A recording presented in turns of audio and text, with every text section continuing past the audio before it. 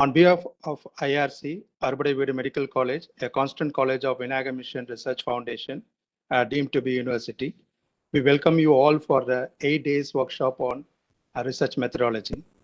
As per the guidelines received from our university, this research methodology workshop has been scheduled between May 3rd and 13th May 2021 from 2 p.m. onwards. This workshop is mandatory for all faculty members. The IRC team organized 20 sessions of 18 eminent speakers. Today's sessions, we have a eminent speaker, Dr. P. Kotur, sir, Dr. Vishnu, sir, and Dr. Pushpa Kotur, madam, the professor in the OT department. So, we will send you the feedback link. Kindly provide the response. I will request our deans to welcome all our participants and start our first session. Thank you, sir. Yeah, thank you, Dr. Ravi. My colleagues, Professor Bhatt, Dr. Mahalakshmi, and all the HOIs, Dr. Rajan. Sir, Dr. Satyamurthy has also joined, sir. Director. Oh, sir, Professor Satyamurthy, sir, good afternoon. Indeed, it is a matter of privilege for me that AVMC has been entrusted the responsibility of conducting this research methodology workshop for all the health science institutions in the campus. Our IRC has that opportunity, and I consider it as a privilege.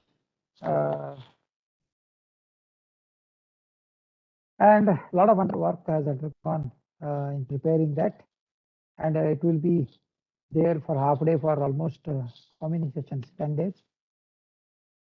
8 days, sir. 8 days, yeah. And I take this opportunity of welcoming on behalf of the research unit of the university and on behalf of Honorable Vice Chancellor, because at his instance this workshop has been planned, and also to fulfill the requirements of the NAC. So it is a multifaceted, but anyway, one thing goes undoubted is it is quite useful and certainly useful for any of us, every one of us. This is what my initial remarks are, and I welcome you all for this AVMC platform. And the topic that has been given to me is only one very simplest one. Why research? That's all. And I'll try to answer this question. And what I thought before straightway going to answer why research, and I thought let me spend a couple of slides or a couple of minutes in telling what is research, which many of you already know. And of course, the term research, we all of us have encountered at one point or the other till now in our respective fields. And irrespective of our profession, be it a medical, be it a nursing, be it a allied health science profession, for everybody, the research, the regulatory requirements is one of the tool of measurements of one's competence or one's professional development year by year. So for having entered the profession, we have to professionally progress, and research is the tool of the assessment. Other scholarly activities are also there, but a lot of weightage that is given to research. The other scholarly activities like education or training and or the patient care, those kind of things will take a little back seat. The research is the one which is prime. Even our regulatory council metrics also, research have got such a weightage. You all are aware of it. With these few remarks, let's begin the business proper.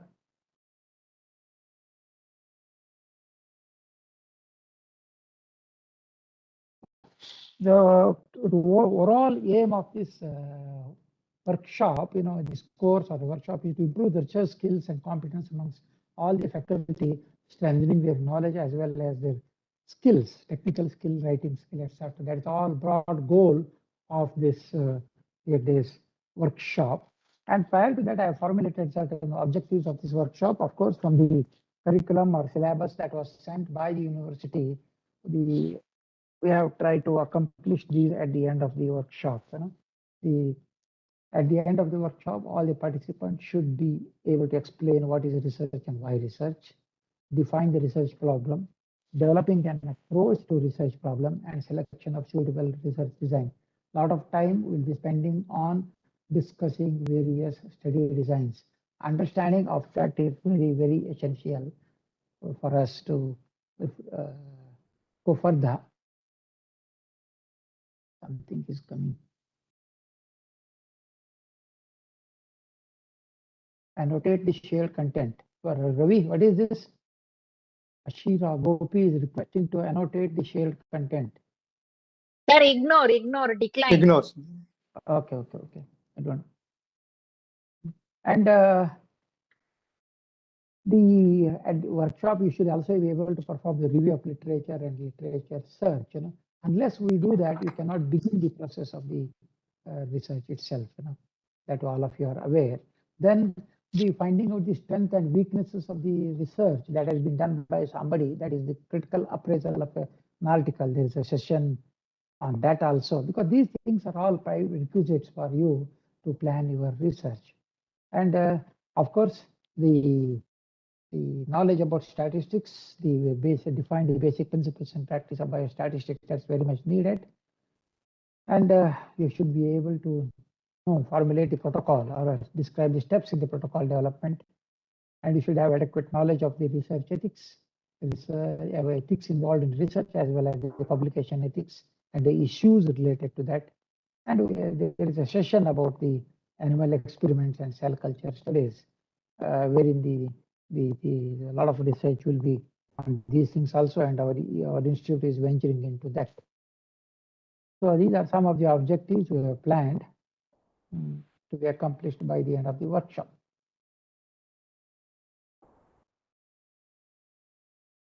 Slide doesn't move. Yeah. So this is I'll try to define what is research. I've collected several definitions from different sources, and the meaning involved is quite obvious, and all of us know that. If you know already, think that this is strengthening of the concept. Research in an organized inquiry. What is underlined is it has to be organized step by step, and inquiry carried out to provide information for any encounter, any problem encounter. So one thing is you all know, research is quite essential for the growth and development of any science. Without research, any science cannot progress. It is a cornerstone. Then only the science can progress. If people involved in that profession are engaged in conducting research. So if you do the postmortem or the analysis of the word research process, Re is doing it again, search is finding out, and the process is step by step in phase manner. So it's quite clear. There is nothing, no scope for any confusion as regards the understanding of the meaning of the research is concerned. So these are some other definitions. Research is a general term that covers all processes aiming to find responses to worthwhile scientific questions. So you have a formulated scientific question and you try to answer that by a systematic and a scientific approach. That is one of the definitions. And in fact, research is a search for a scientific knowledge. Knowledge has no boundaries, knowledge has no end, knowledge has no limits.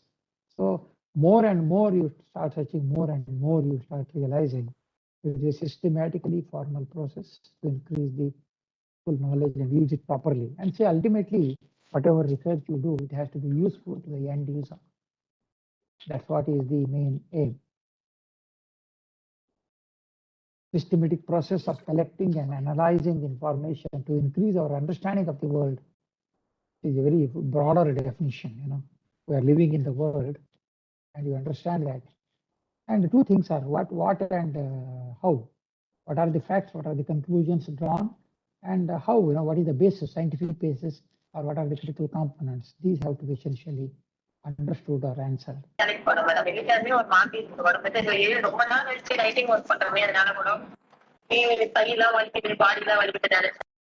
Hemalata. Who is this Hemalata? Oh. Sir, please proceed, sir. I am muted. Yeah. So research is a process by which the people discover or create a new knowledge about the world in which they live. That is another definition. Now we'll come to the question proper. That is why research. And if you ask me instantaneously, there is no time for interaction. I wanted to go on asking all the participants. Then no, the answer would have been the mandatory requirement for appointment, or increment, or promotions, be it any council, UGC or NMC, even other councils also. Even recently we have that Allied Health Science Council. There also we are just browsing that research has got enough weightage. So all the regulating councils mandate that the professionals involved in that profession has to involve in their research. So that is the one. Unless something mandated, normally we don't. And it is important for everybody, students, professors, centers, departments, government, hospital, everybody has research, because everybody wants to be updated, everybody wants to be well informed, and everybody wants to take a proper decision pertaining to your profession.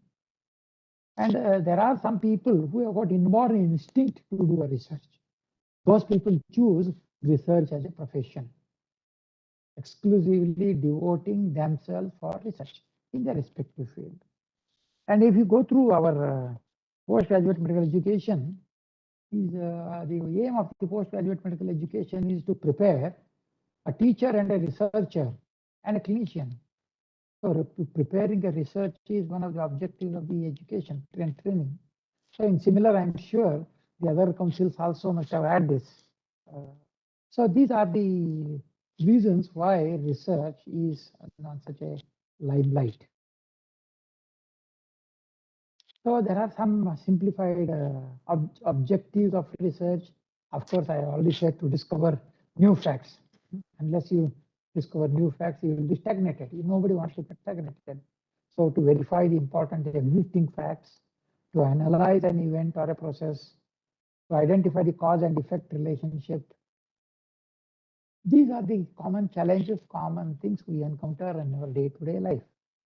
To overcome or solve the problem occurring in our day-to-day life. It is becoming very hot today. You want to know what is the cause of that hot weather, or because of the heat we are suffering and I am not feeling well, what is the effect of that? These are day-to-day problems. Everyone requires to be answered by research. Other objectives are to develop new scientific tools, concepts, and theories to resolve and understand and scientific as well as non-scientific problems as well.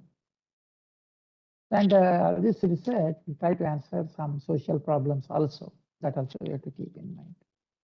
Research in social sciences, not only medical science, technical science. Now, this is a slide to show the significance of research. One thing is, this was the first line, it is something beyond the skill. It is something, a way of thinking, a way of examining any issue critically. That means in order to do a research, your thought process also has to undergo metamorphosis. You have to think in a different way, out of box thinking, you should say. So that's various aspects of the profession. You go out of the box thinking. Then only we'll end up with some new idea and start thinking of doing research. Understanding and formulating the guiding principles that govern particular procedure.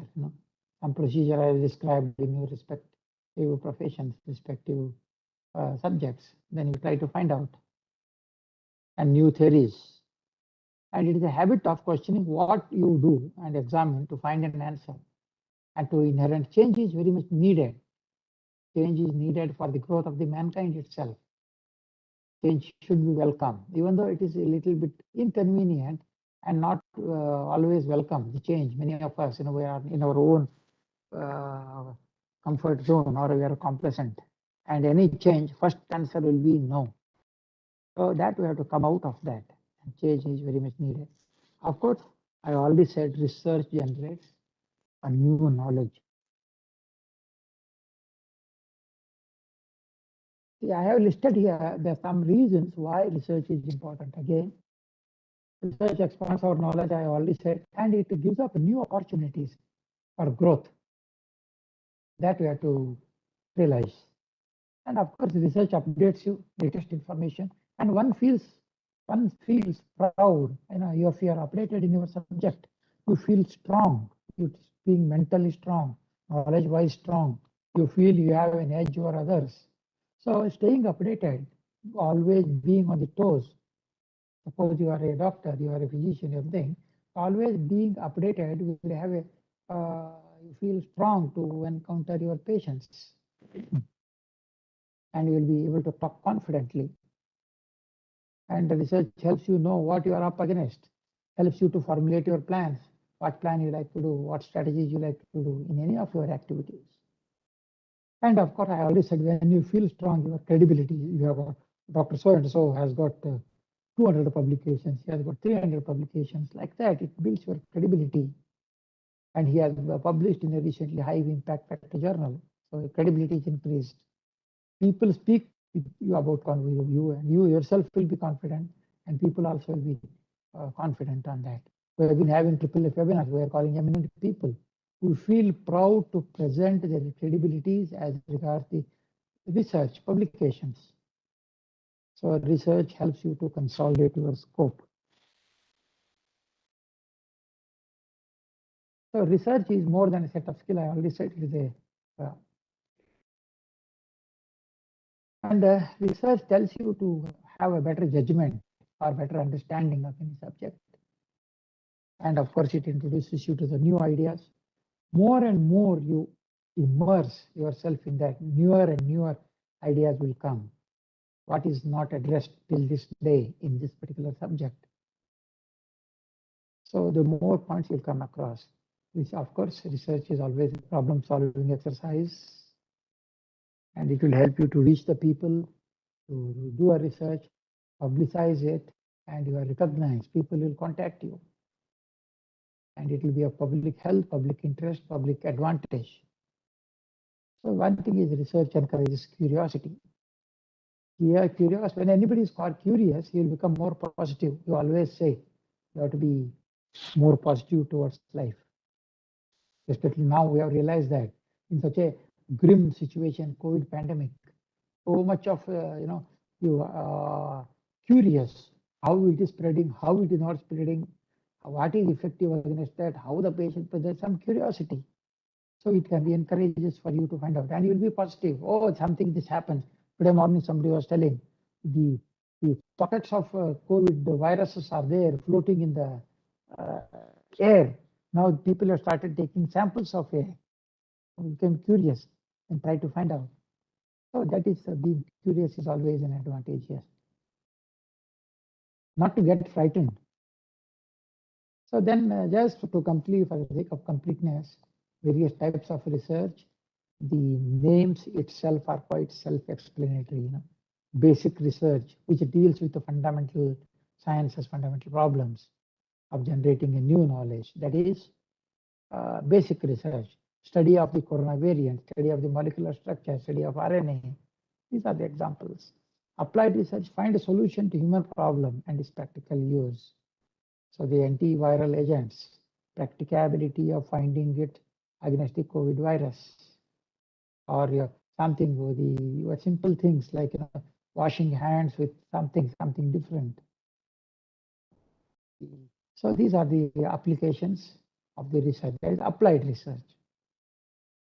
Now, based on the approach you make, for the research, in descriptive or observational, no intervention of any kind, no manipulation of to any of the variables. Just you observe silently. That is descriptive or observational research. Or you give some interventions. It is experimental research. Give something to this group of patients or group of animals, whatever it is, and see how they affect. So that is experimental. And technical development of a technique. Now, the other day we had a 3D one demonstration wherein the technical research, you will give a real-time feeling of as if you are seeing inside the chamber of a heart. That was good. So these kind of technical researches. So this is on a descriptive or observational, how man evolved from a monkey. And you can have observational study on, like example I'm trying to give, is giving 2 drugs, experimental. And this is the technical, doing a surgery, robotic surgery. Then, of course, we all must be aware that the purpose of research are to, either to explore or to describe or to give an answer, explain. So these are the 3 broad purposes of the research. And we are all familiar with the qualitative research, quantitative research, and mixed both qualitative and quantitative. This is the table which shows the difference between qualitative and quantitative. Educational research is a qualitative research. The research which is by numbers is a quantitative. The research which is by text is qualitative. So it is the quantitative is more objective, whereas qualitative is more subjective. These are available, more generalizable, less generalization. You should have some fair idea of this qualitative as well as quantitative research. There are certain constraints, you have always knowledge, and if you are aware of the constraints, then you will have some solution for that to overcome them. So ethical constraints of the research, because of the ethical reasons you can't think of. That's why all the institutional animal ethics, ethics committee, animal committee, ethical committee is there, or to address the issues related to the research, conduct of research, whether you are violating any of the ethical issues related to the participants. And of course, economical constraints. Economical constraints, government says, all you do the RT-PCR free of cost for 500 rupees. Our Knight Mary's institution is spending 1,500 for each kit. So economical constraint for a research or a conduct or application of a research. Of course, social issues. So these are some of the possible constraints when you start doing research. This is a very interesting question. Is research time a waste of time? That was the title of the editorial in the Lancet.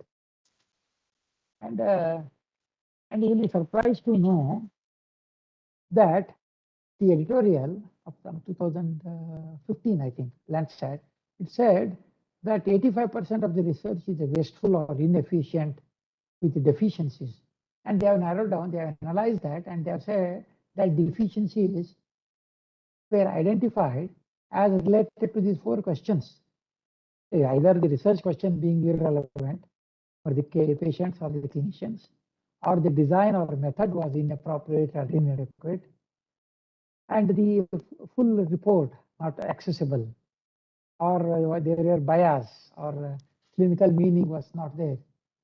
So these were the questions related to which the editorial has said that in 85, that means only 15% of the research that is done is valid, useful, really to be thought. And one thing with the commercialization, globalization, and industrialization, even research has become an enterprise. It is an economic engine for nations. See, everybody has done a research and stocked a pile of COVID vaccines. I don't want to give anywhere. It's an economic engine for the nation. Money will come. So, but one thing is, the research is something more than that. Of course, by a lot of help has been coming to India now, because beyond that, something humane, something social. To the view of the general public, we always say a very broad statement that it is for the benefit of the mankind. The general public perception is research is to advance the knowledge for good of the society, for improvement of the mankind, to fight a disease, to create more diagnostic tools, more treatment tools, or prevention facilities. So this is just a slide.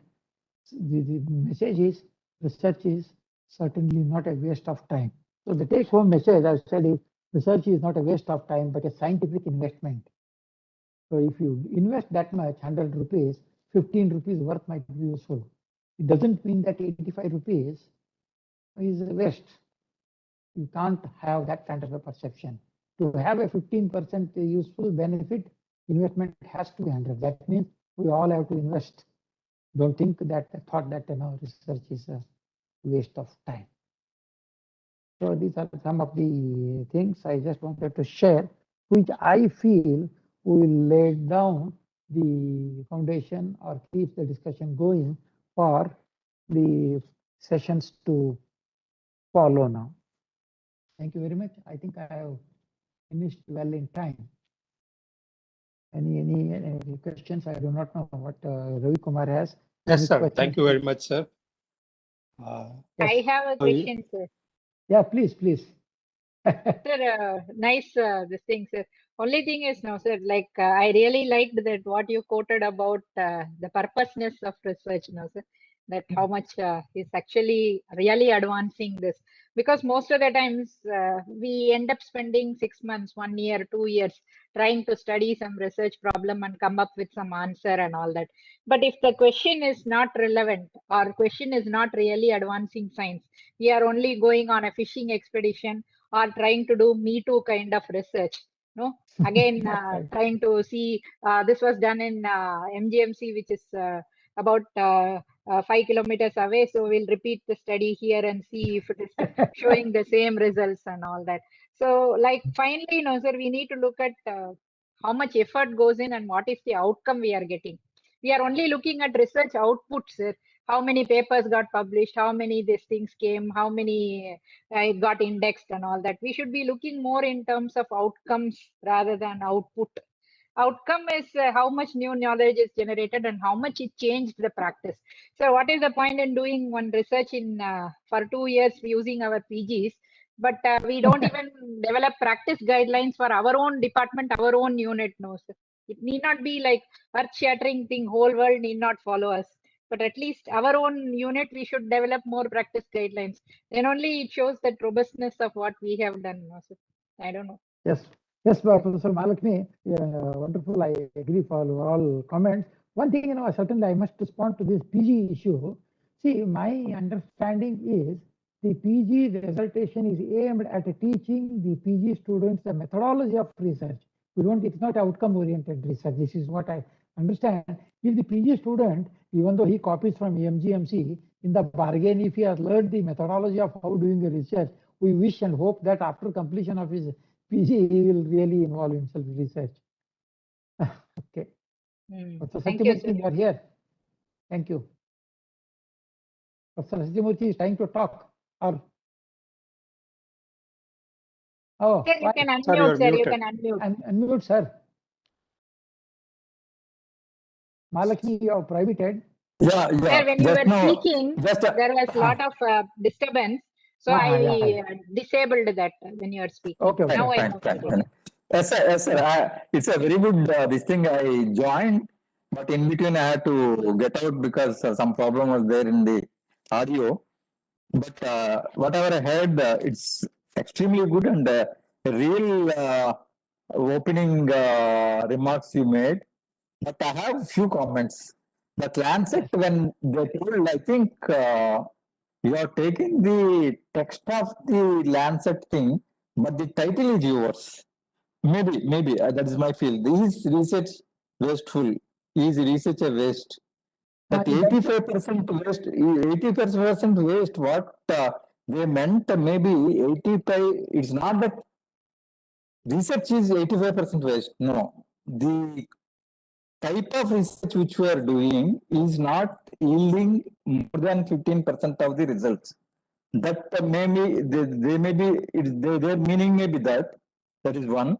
And second thing, as Dr. Malakshmi has rightly put it, there should be a good communication network among the researchers so that they supplement to each other's efforts. Unfortunately, it doesn't happen. But one for feel that certain amount of repetition is not bad, in the sense that it will validate my results. For example, AVMC, I mean, if in our own system, if you take AVMC is doing something and another medical college is doing something, and then they come to the same results or they come to the different results, it adds to the research, certainly. So certainly, I mean, certain amount of repetition is not wrong. But again, as you rightly mentioned in that slide, it should be goal oriented. It should be time bound to a large extent. Of course, all said and done, research cannot be 100% time bound. It's not a 2020 match that we have to complete in time. Even that is not completed in time. So, I mean, research is, I think today, if we are able to talk with each other sitting in different corners, it is because of the research that is done by somebody. And certainly, I'm sure in this current days where we are facing many challenges, research is certainly important. And I'm extremely happy. Maybe I think I'm getting into vote of thanks. I have sent the circular, but I'm very happy that AVMC has taken the initiative and come out with a very good resource persons. And I'm very happy that you have initiated the total talk program with your own first talk. Thank you very much, sir. I mean, maybe I think I have taken more than my time. But Sir Satyamurthy, one line I must tell you, I was very cautious in putting that BMJ editorial slide because I didn't want to give any wrong message to any of the participants. It is an editorial titled the same, wherein what they meant was 85% of the articles published, they have analyzed putting those 4 questions, and they found out that only 15% is useful for the mankind. So this is, they have gone to the extent of telling that there are 15%, 85% were waste. And at the one more also I must tell, 4 internationally known journals, Lancet, New England Journal of Medicine, then JAMA and British Medical Journal, they did a quality of the research that was published in these 4 journals, and they had a tool.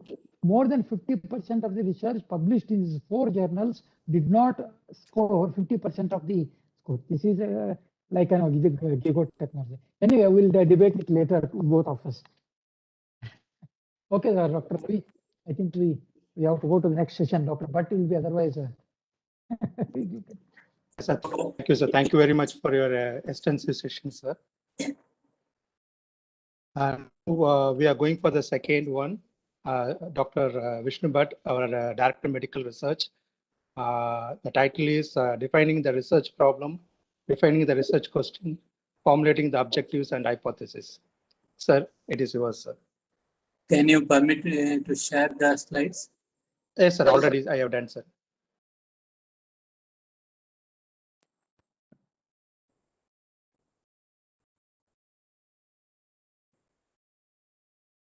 Can you see the slide now? Yes, sir. Yes, sir. It is seen well. Yes, sir. You can go for a slideshow. Yes, sir, very much. A slideshow full screen. Shall I put F5? Yes, sir. F5. Correct. Yes, sir. F5, sir. Sir remembers. No, but I did F5. It is not. Sir, Sir, கீழே இருக்குல்ல sir. One band is on there. 75, Slide 1 of 75%. 36. Yeah, next to By the side 75%, of one small. left side of the 75%. Sir, kீழே sir, look into your screen, right lower corner. Here, this arrow. Yeah, there only. Click. If you go to that one beaker like a thing is there, no? Some wine glass like is there. Yes, sir, there only, sir. No. Next to that. There is one square, next multiple squares, and then one square with a stem. That one. Maybe I think I manage like this only. It is visible. Yes, No? It is visible, no? This slide is visible, sir, but next slides, if they are seeing with mobile, it will be very small. Otherwise, go to top, sir. How There about is one this? slideshow. On top, there is a slideshow. Animation slideshow. Home, insert, design, animation slideshow.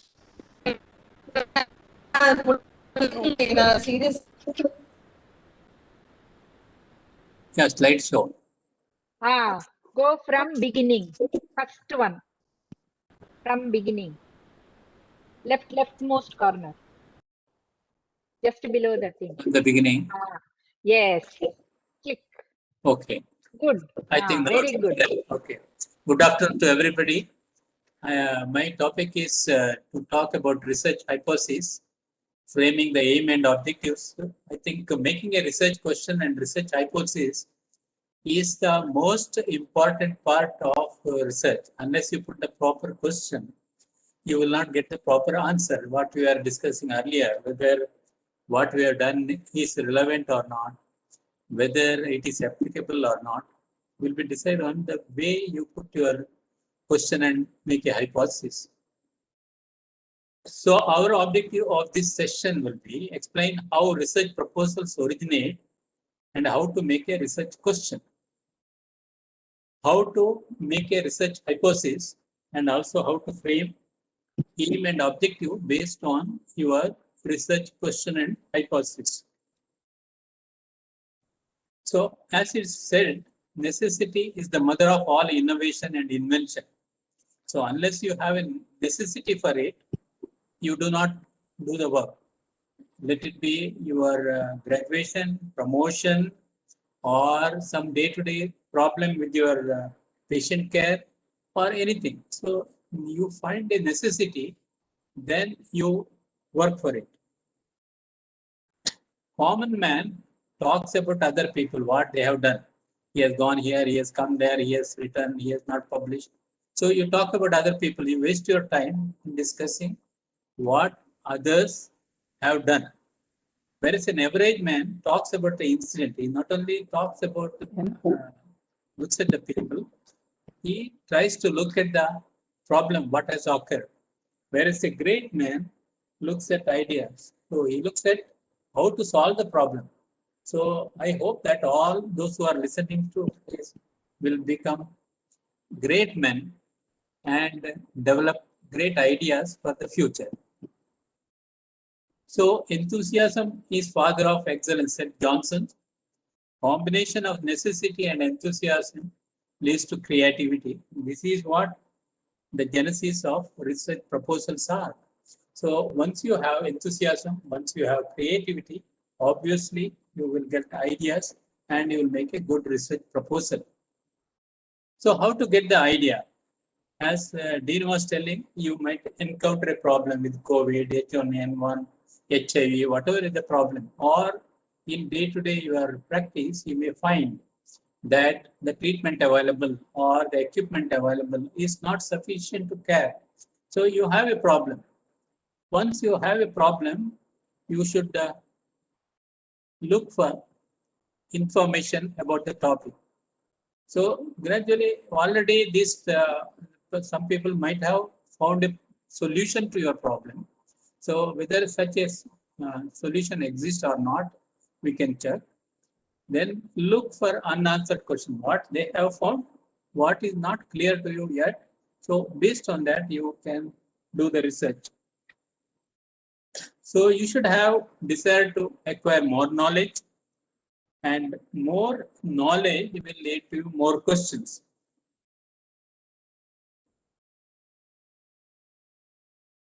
So pre-para clinical, clinical, if you keep fighting or if you do not coordinate and action it, we have discussed about coordinated research or multidisciplinary research.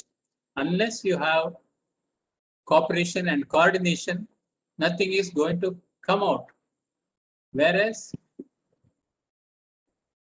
if you make active relations, in the sense you mix with each other, you discuss the problem, you try to find a solution between para, pre-clinical and clinical relation related to our research, of course, yeah, outcome will be good. So always we should have good coordination, because individual department or individual specialty may not be able to do very serious research. For very serious research, you require cooperation not only from clinical, non-clinical, paraclinical, everybody should work together so the outcome will be good.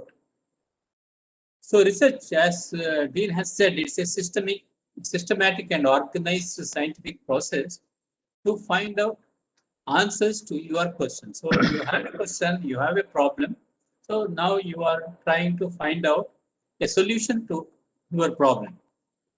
But whenever you have a problem, you may have a big problem, but you should also think whether you have facilities, whether you have resources, what are the limitations. These also you should think. Otherwise, you will jump into water without knowing the depth. You may drown in the water, you may not come out. So it is very important, not only you should have a research question, you should also look for facilities, resources, whether they are available or not. And it is always better to have a mentor in the beginning or the initial phase of your research. A good mentor will help you in taking you forwards. So what you do once the problem comes, you have an issue, so you have a research question in mind, then you have to do a systematic review of all scientific resources, both published and unpublished, in order to gain the information already available.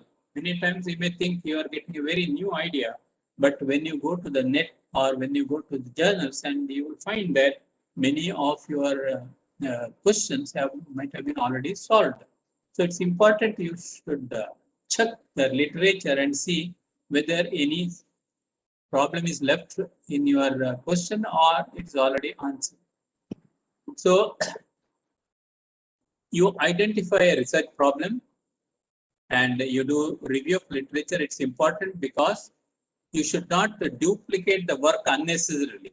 As Dr. Satyamurthy has said, there is no harm in doing again research if it is not fully answered. But if it is well answered question, there is no point in repeatedly doing unless you doubt the findings of the research. The pitfalls and weakness in the previous studies you will know, and problems encountered by the previous person also you will be able to find out by doing the review of literature, because many of these publications will also say the limitation, the problems they face, whether the sample size was important. The previous study will help you to find out the correct sample size required for your research. You cannot keep on doing study on human beings or animals more than what is required. So the ethical committee will ask you whether the sample size has been calculated, and they will permit you to use only enough number of animals or human beings, because it will cause unnecessary disturbance to others, including too many people or too many animals in your study. So you should have other to discuss about the issue. So where to search? One important source will be journals. Now thousands of journals are there. Most of the people will refer to the high impact journals with more citations because they think they are more reliable. It does not mean always so, because even in New England Journal of Medicine, Lancet, the initial COVID papers all they have to retract because without proper data they have published.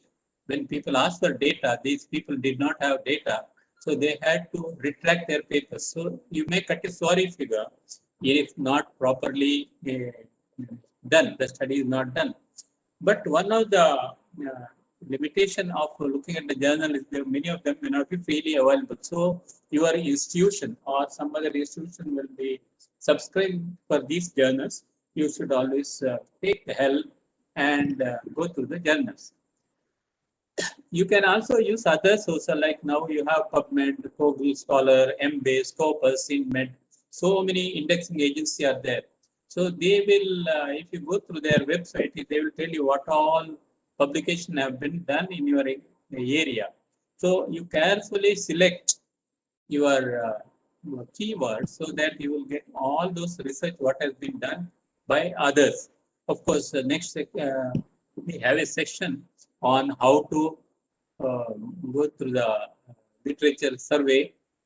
But the limitation of this journal publication and indexing agency that sometimes details may not be available, especially editorials, letters to editor, case report, research letter.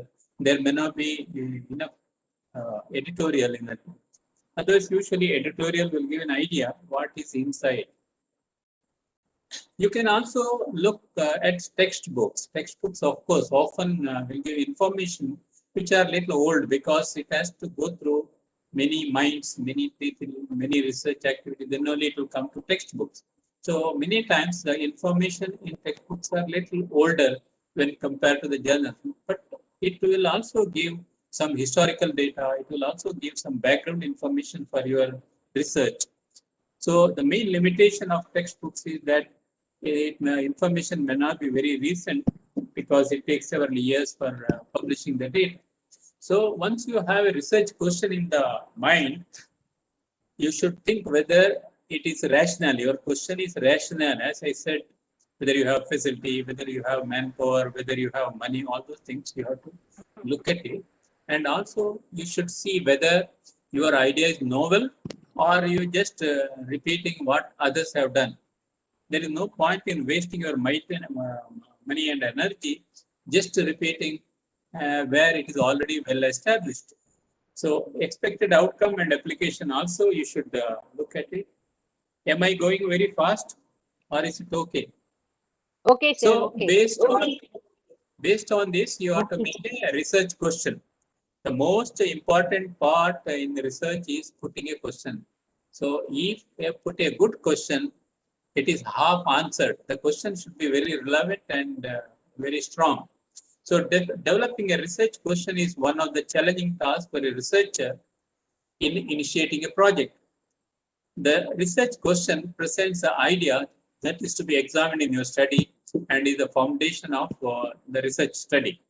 It leads to the facts rather than opinion. So you establish not only the thinking, but also you put facts for the next generation to come.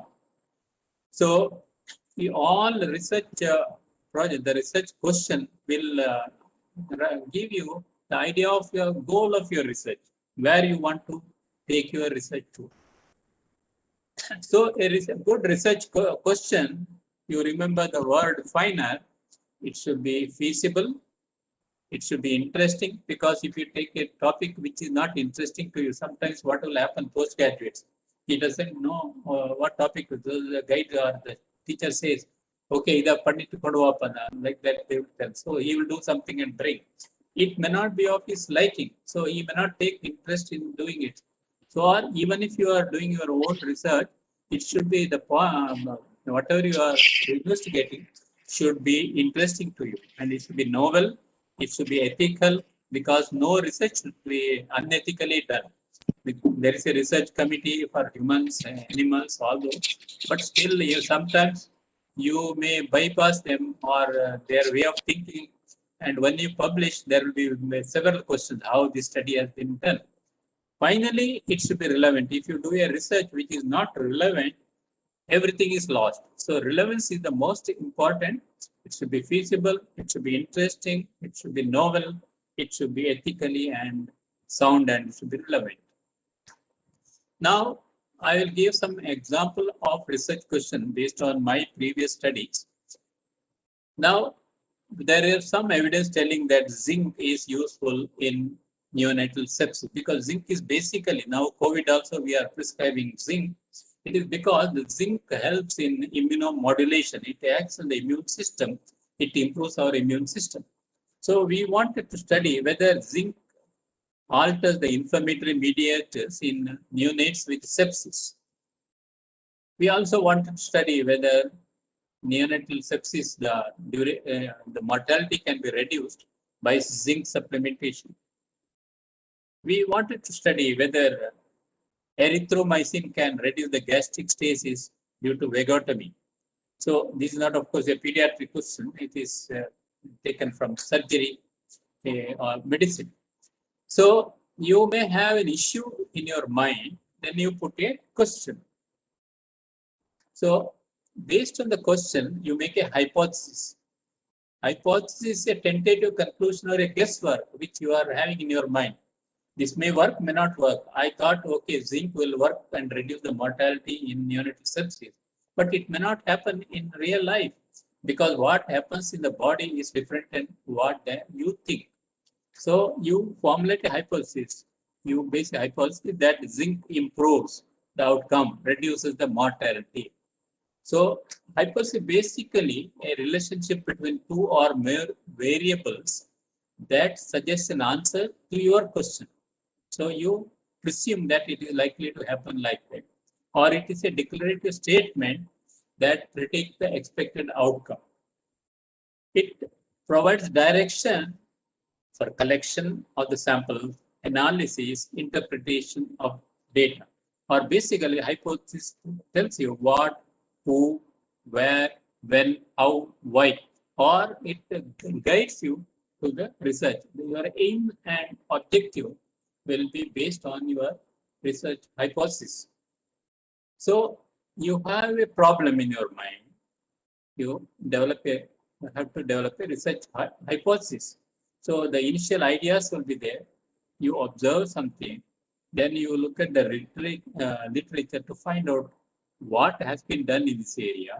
Then you make the problem statement, then operational constructs research hypothesis. So based on your idea, based on your research question, based on your analysis or review of literature, you make a research hypothesis.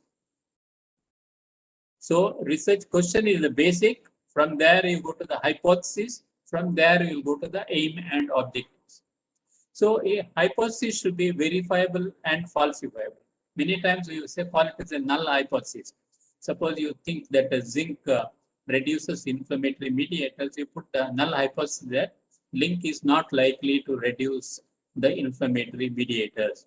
Then you calculate the sample size and reject the null hypothesis and say zinc is beneficial in treating neonatal sepsis.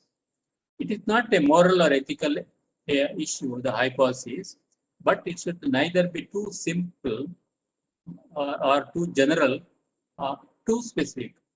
It should be relative in between the general and specific, and it should predict the consequence of your research, and it should give valuable information. Whatever hypothesis you put at the end of your research, you should be able to prove or disprove. You should say yes or no.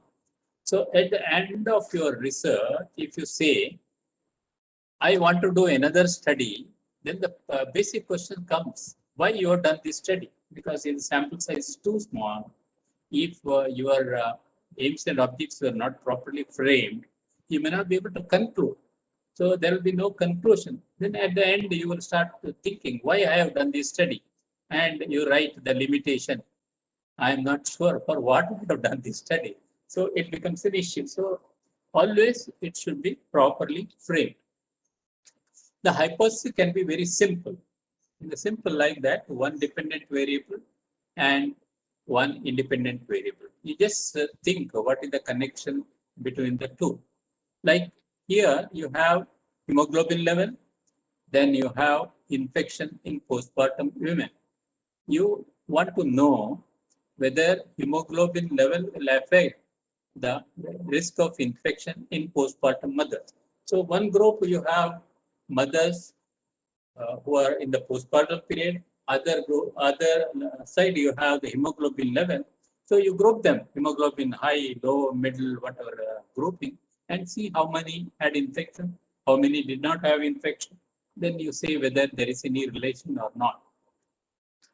Sometimes your hypothesis may be complex when you have more than one variables on either side, either two or more dependent or independent variables. You want to look at the relation, then it's called a complex hypothesis.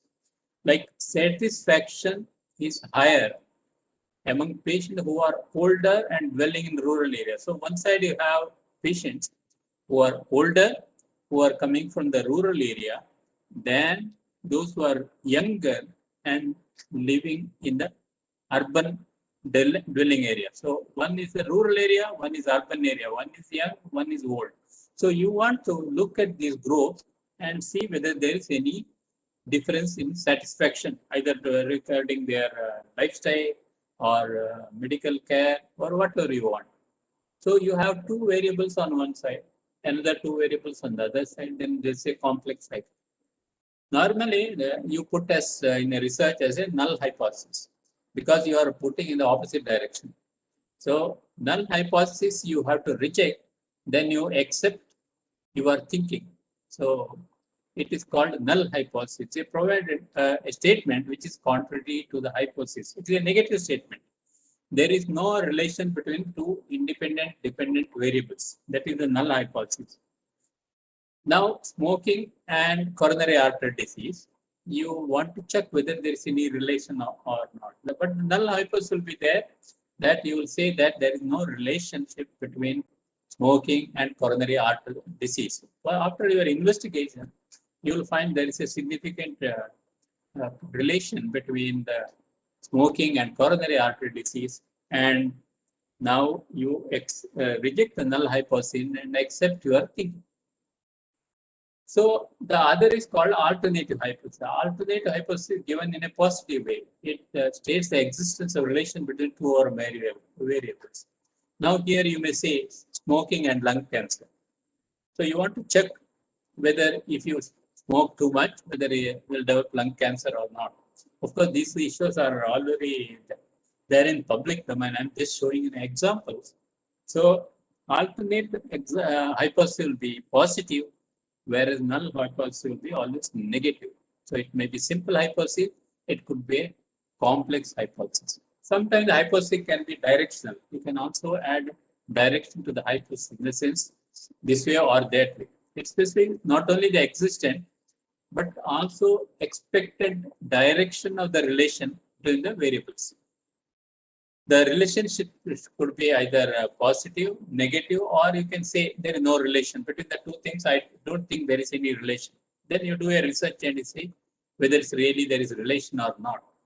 So now to give an example, there is a positive correlation between years of nursing experience and job satisfaction among nurses. So you want to see whether the nurses' satisfaction related to their years of experience or not. So you take nurses with different experiences and check whether how is their job satisfaction. You have to do a scoring system or some way of assessing the job satisfaction. Associate hypothesis occurs when there is a change in one variable, result change in the other variable. So you predict the relationship between the variables, and also you can say what is the relation which you are expecting. Basically, hypothesis is your way of thinking. So it may be correct, it may not be correct. So give an example. Communication skill among healthcare providers and cost of the care. So you are looking at two things. One is the communication skill of the healthcare workers, cost of treatment, whether it has got any relation to the satisfaction of the patient. So you can check healthcare providers' communication skill. You can check the cost of treatment in your hospital, and you can add both and check whether there is any relation or not. So once you make a research question, once you make a hypothesis, I hope all of you are with me till hypothesis. I hope that I am not confused. Only I was giving examples of hypothesis. Hypothesis basically is the way you want your research to go, the direction in which your research has to go. That is the hypothesis, or what you are anticipating out of your research is your hypothesis.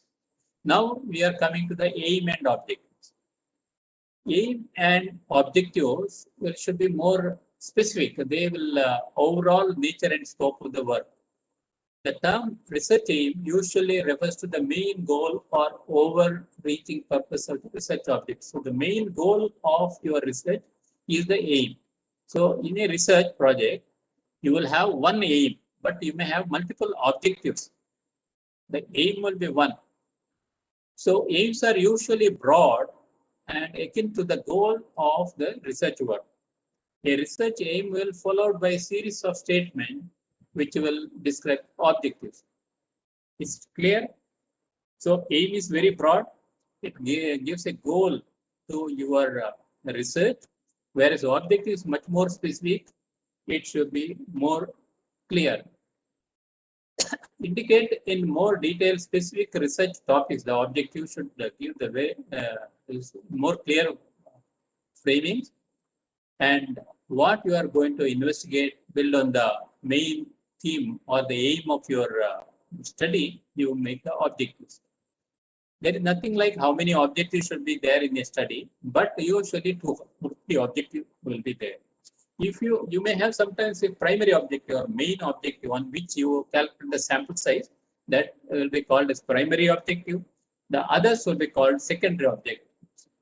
Or you may not have a primary and secondary objective. When you think that 2 or 3 points are very important, all of them will be objectives. So you can have a primary objective, you can have secondary objectives, or you can have a group of objectives depending upon what you are looking at in that research project. So if you have a primary objective, then the aim and primary objective should match with your title of the project. The project, the aim and objective all should be matched.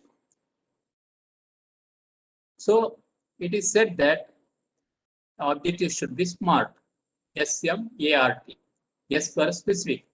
So the objective should be very, very specific, because unless it is very specific, it cannot be measured. So it should be measurable. So whatever objectives you make, it should be measurable. There is some method in your methodology how to measure your whatever you want to check. And it should be achievable. The objective should be achievable within the time frame. You may have a very nice objective, but you don't have time, or it may not be feasible. So it should be achievable.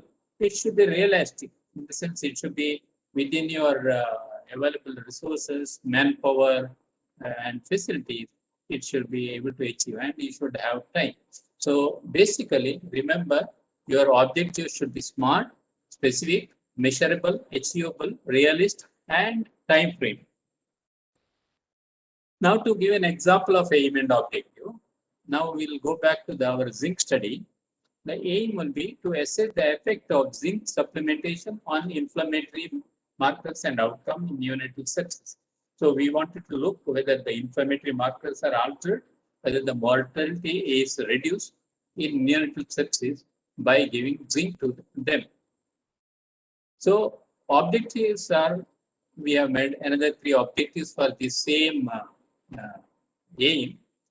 One is to assess the effect of zinc supplementation on serum calprotectin. Calprotectin is a pro-inflammatory mediator and some anti-inflammatory mediators. So in an infection, some pro-inflammatory, some anti-inflammatory mediators will be there. So we wanted to check whether zinc supplementation has got an effect. So this will also tell us whether it's by chance or scientifically there is some basis. We also to identify the association between the serum calprotectin and serum zinc level in neonatal sepsis. When the zinc level goes up, whether the calprotectin levels come down or other way around, what is happening. So that we want to check. Then third objective will be the effectiveness of zinc supplementation therapy in improving the outcome in neonatal sepsis. So these objectives are derived from the aim. So here you are looking at inflammatory markers, you are looking at the mortality or outcome. You can also put another one like a neurodevelopmental outcome of the neonates after 1 year, 2 years, whether there is any difference with zinc. Because zinc basically improves your immune status. It also has effect on the brain or neurological function. So that also you can check. So if you want to add more also, you can add. But the more you add, your study will be longer. Like doctors, our director research will tell, if you want seed money, small, the objective will be 1 or. If you want extramural funding, you may put multiple objectives because they will give more money and you can spend more time. Now, I'll give another example. Perinatal asphyxia, the babies who are not crying after birth. Generally, earlier we used to treat them with the supportive care, anticonvulsant, and IV fluid, and sometimes antibiotics. But now therapeutic hypothermia has come, in the sense we therapeutically cool these babies to improve their outcome, both the mortality as well as morbidity. They are better neurological outcome. So in the initial phase, we wanted to study, we have done several studies on this topic. So we wanted to see whether you give therapeutic hypothermia, whether that babies do better than those babies who are not given therapeutic hypothermia, but your regular treatment. So the primary objective is to compare the reduction in the composite outcome of mortality and the neuronal outcome at 18 months. So not only you are looking at immediate mortality over 1.5 years, what happens to these babies not only their mortality, but also morbidity, in the sense whether their hearing is affected, whether their thinking is affected, whether their motor functions are affected. All this we assess. With perinatal asphyxia treated with therapeutic hypothermia compared to standard care. So these are primary objects. So when you want to calculate the sample size, you have a previous study, then you can look at that, or you can presume. You say about there will be 10% improvement in the babies who are cooled compared to non-cooled. And based on that also you can calculate the sample size. The only thing is you may find sometimes if you presume the sample size is not sufficient to conclude at the end. Based on this primary objective, we have several secondary objects to compare the outcome among term babies with perinatal asphyxia who received therapeutic hypothermia and standard care.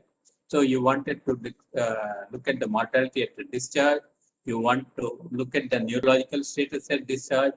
You want to look at their platelet count, whether it changes with cooling or not cooling, and necrotizing enterocolitis, which occurs in the small babies, and whether vasopressors, the incidence of hypotension is more. What happens to the mortality at 18 months, the neurodevelopment 18 months, number of infants having visual or auditory dysfunction at 18 months. So several secondary objectives you may have. Each individually you can assess, or you can look at the composite outcome of all these together also you can do. So it all depends upon what you want to look at it. So you may have a primary objective, you may have a secondary objective. Now I have discussed with you how to get a research question. Based on your question, how to make a hypothesis. Based on your hypothesis, how to write the aims and objective, and what are the features you have to fulfill. Now I will give a short break for you so that you can work on a task. So all of you, I want you to write one research question, make a hypothesis, and write aim and objectives. It could be a study which has been already done, or you could have a new idea, whatever you want. So I will give you how much time? Shall I give about now 3:17? I suppose stop at 3:30. So what I can do is I will give you 8 minutes. Then I will ask you to present. Some of you can present your research question. Are you all ready? Yes, I sir. am sure that all of you are listening very seriously. Now I want to know Yes, sir. now whether the people have listened or not. I want to know. So just put a research hypothesis, aim and objective for any study. The study is yours, not mine. Baby is yours. Are you all ready? I think some might have already come with the research Yes, hypothesis and aim and objectives. You already have? Ravi Kumar is smiling, so he must have already developed some. He is the coordinator. So you just think for 7-8 minutes, then few of you can tell me. Not everybody, if you cannot tell also is all right. But at least you give me some idea whether my talking was worth listening or not. At least I should know.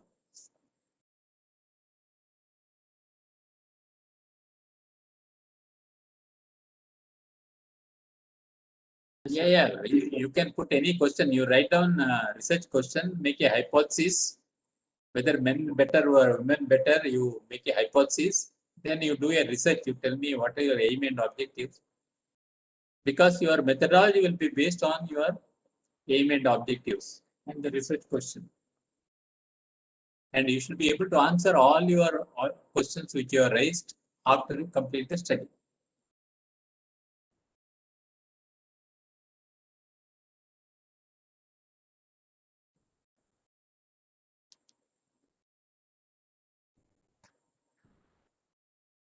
So when someone is ready, you can pass on the comment on the chat box or lift your hand or whatever you want. You can put on your video, whatever way.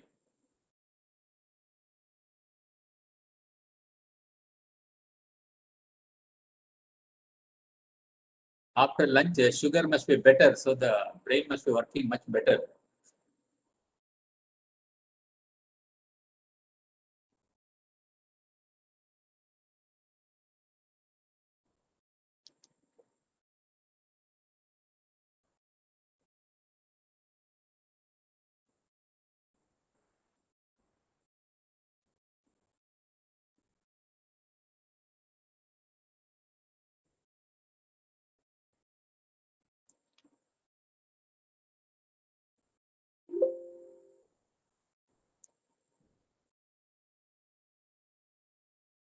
You can put it in the chat box also if you are ready, or you put on your video, or whatever way you want to express, you can express, then we will give time to talk. We don't have too much time, but those who are not presented will make one research hypothesis, aim and objective, and send it to us. We'll check. All of you have to make, only the difference is whether you want to make now or later.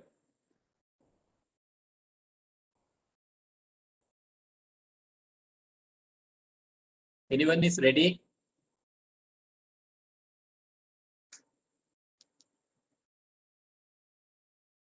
So you may be thinking, this fellow is asking questions also.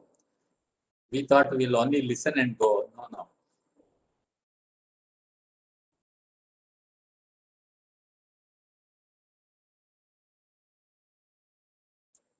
Yeah, you can do from each discipline. You can do any discipline, because we are only looking at the research question, hypothesis, aim and objectives.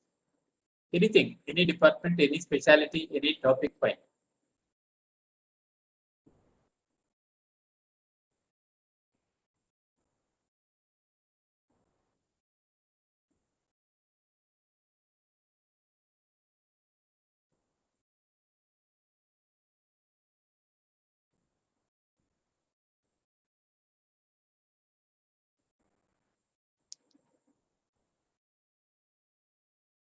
Anyone is ready?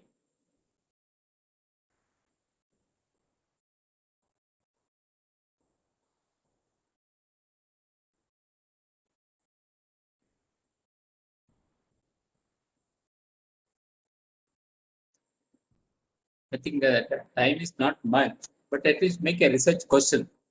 If not the aim and objective, at least make one question and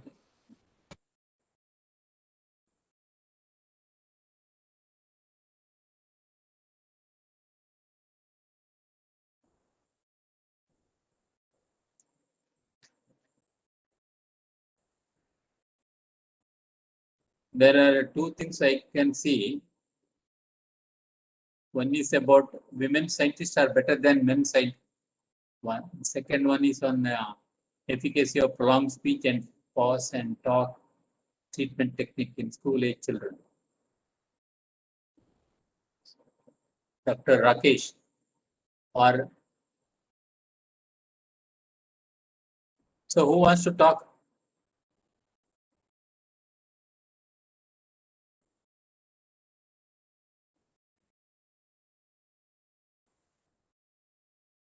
Whether video feedback intervention through telemode is effective in developing speech and language in children with.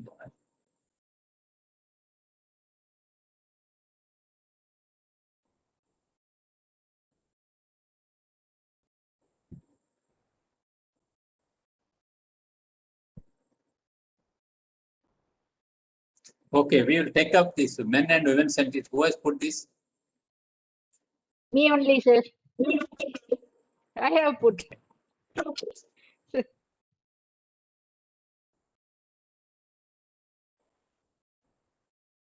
Is there any relation between vitamin D levels and glucose levels in diabetes? Dr. Manju, I think you want to talk? Yes, sir. So that is my research, sir. I am. Yeah. Yeah, what type of aim and objective? Between vitamin D level. Yes, sir. Oh, okay, sir. That is my research Yeah, question. vitamin D level and blood glucose level. But there is diabetic people, sir. Yeah. So Hello? what will be your research Is it hypothesis? audible? My null hypothesis is there is no relationship between vitamin D levels and glucose levels in diabetic people, sir. The null hypothesis. Okay. Null. The aim of the study is an hypothesis, and my aim of the study will be to study the relationship between the levels of vitamin D and glucose levels in diabetic people. For that, my objectives will be I'll be taking study the vitamin D levels in diabetic people and normal people.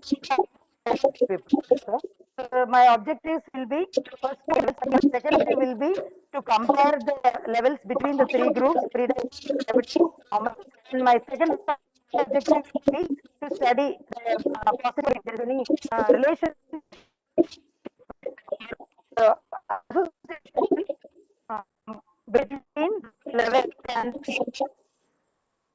Yeah. In a short time, you have done a very good. levels and glucose levels. These I are my think you objectives. can apply for next seed money project or extra mural grant because it will be an important study. Of course, there are studies on vitamin D and diabetes. So you can check vitamin D level in diabetic, non-diabetic, pre-diabetic, as No, you sir, said this is rightly, all. and then you see whether the severity matches that. Then those who are lesser, you give vitamin D and check whether they become better, the glucose level become better. So that this you can make a long-term study. I think already some studies are there. You can look at whether long-term follow-up is there. Otherwise, you submit a Yes, sir. proposal. I think this will be a very good project. See, instantaneously the project Yes, has sir. come up. So like this is what I want. Sir, All of you. Yes, you want to ask something? No, now you don't leave it there. You have to take to a conclusion, or you have to make a project. You have to submit. You have to get the money. Then it shows the result. That's what we want. So all those who are listening, there are studies on hearing, there are studies on speech on children. So all these are good studies. So when you do a follow-up study and long-term study, there will be definitely funding because they have importance for the population in the sense we can improve the life of the individuals. So everybody is looking what is the outcome. So if you are going to improve the diabetic patient, if you can improve the hearing and speech of the children, they can become more useful in the adults. So these type of things people will definitely like to have. So if you can show something scientifically, which can be helpful. So I hope that all of you listened carefully. I have got 2 more minutes. So you can ask any questions if you want. If I can answer, I will answer. Otherwise, your questions will be with me. I will, whenever I get answer, I will give you. If I cannot answer. Yes, Dr. Satyamurthy wants to ask. Yes. Yes, sir. You have to unmute yourself. Dr. Satyamurthy wants to ask something. You are muted, I think. Ravi Kumar, you can unmute him. Sir, it is unmute. He can unmute himself, sir. You have to unmute and talk. He says he's not getting unmuted. Sir, what are the instances where we use research hypothesis or alternate hypothesis, and when do we use null hypothesis? Is there a difference? See, research hypothesis is basically null hypothesis. So normally you put null hypothesis because when you do statistics, you find the p-value less than so much. So you reject the null hypothesis and accept your research hypothesis. This is research hypothesis positive or alternative hypothesis, whereas null hypothesis is negative. I don't know, people have put it like that initially, I think, because statistic calculation, the difference comes, then you reject it and accept your hypothesis. So it will be put in the reverse of your actual thinking. Yes. Yes, sir. I think your voice is not coming.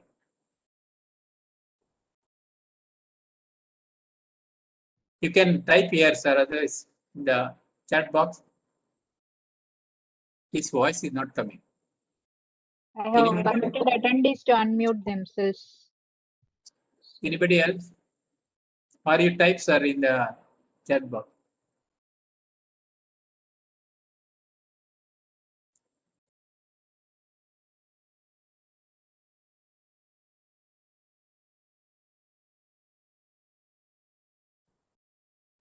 Please make your research hypothesis, aim and objectives and send to us so that we will know that you have listened and also you have thought about it.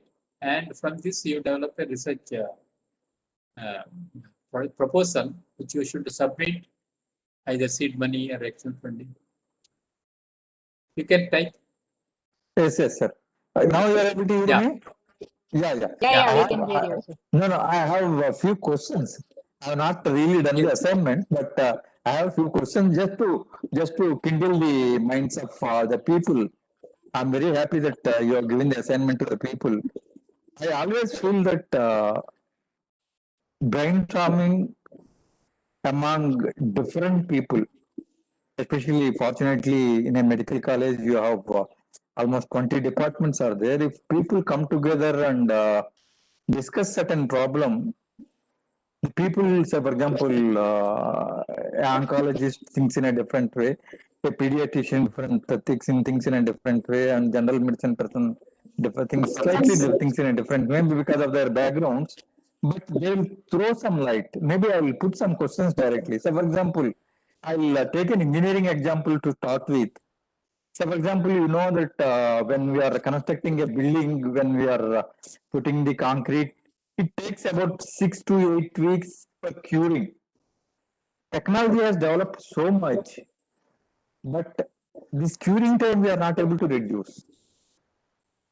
Why it cannot be done? Why certain materials can be added or concrete or any other material to reduce these things so that the construction period can be reduced? This is a problem which I will pose to the other people. I have one question to you because you are a senior, very experienced person. This is something haunting my mind most of the time is, for example, there is one couple, they have two children, one boy and one girl. They are brought up in the same environment, they are treated exactly same, but their mentalities are different by the time they attain the age of around 20. Is it the environment in which they are brought is exactly the same? In all probability, they might be going to the same school, meeting the same friends. In spite of all that, the environment, their priorities are different.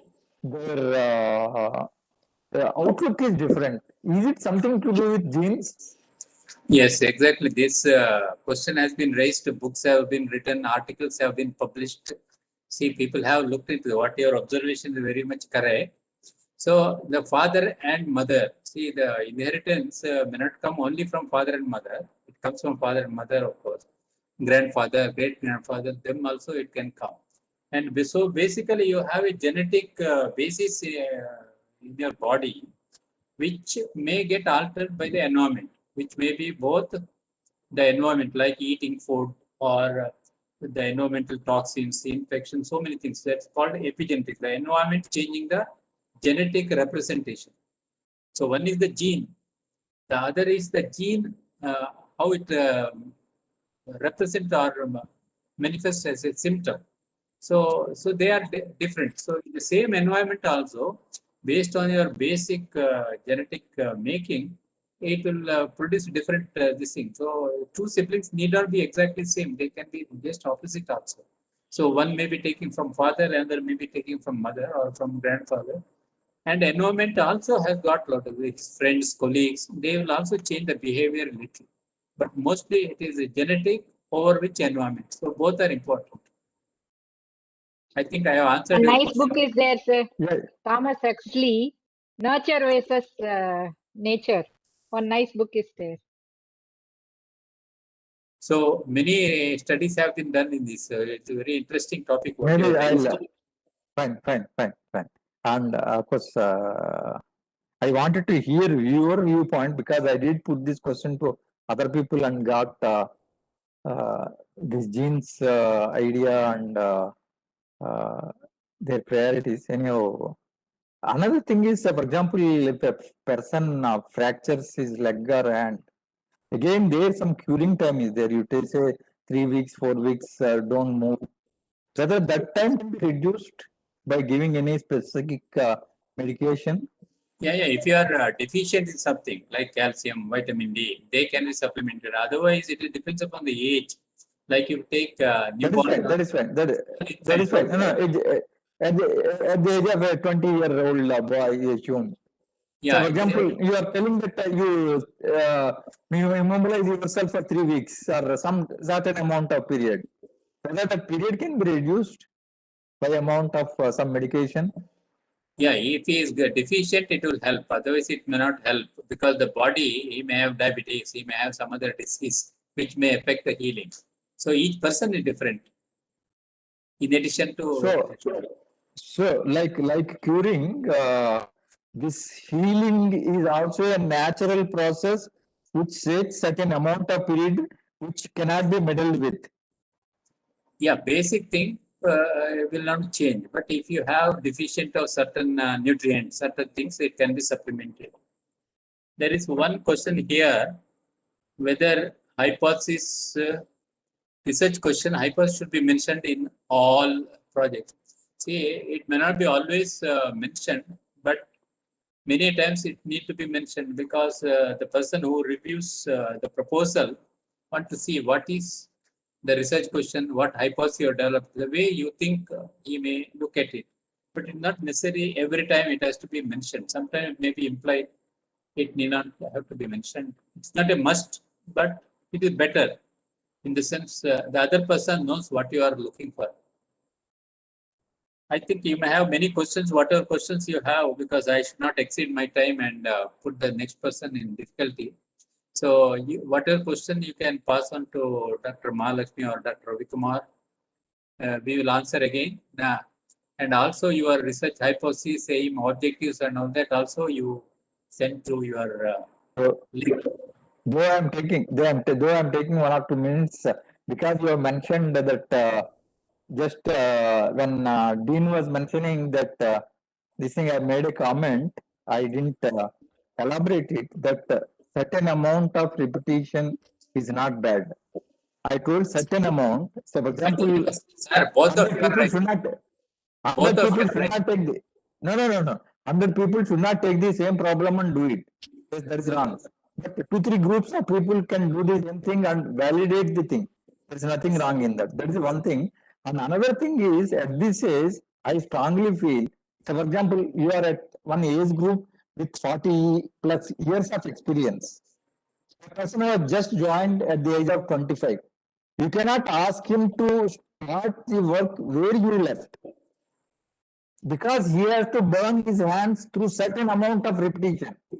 Through repetition only is learning by the part. So certain small things, even if it is a repetition, but learning curve has to be there. Only thing is that learning curve has to be much faster than what we have taken.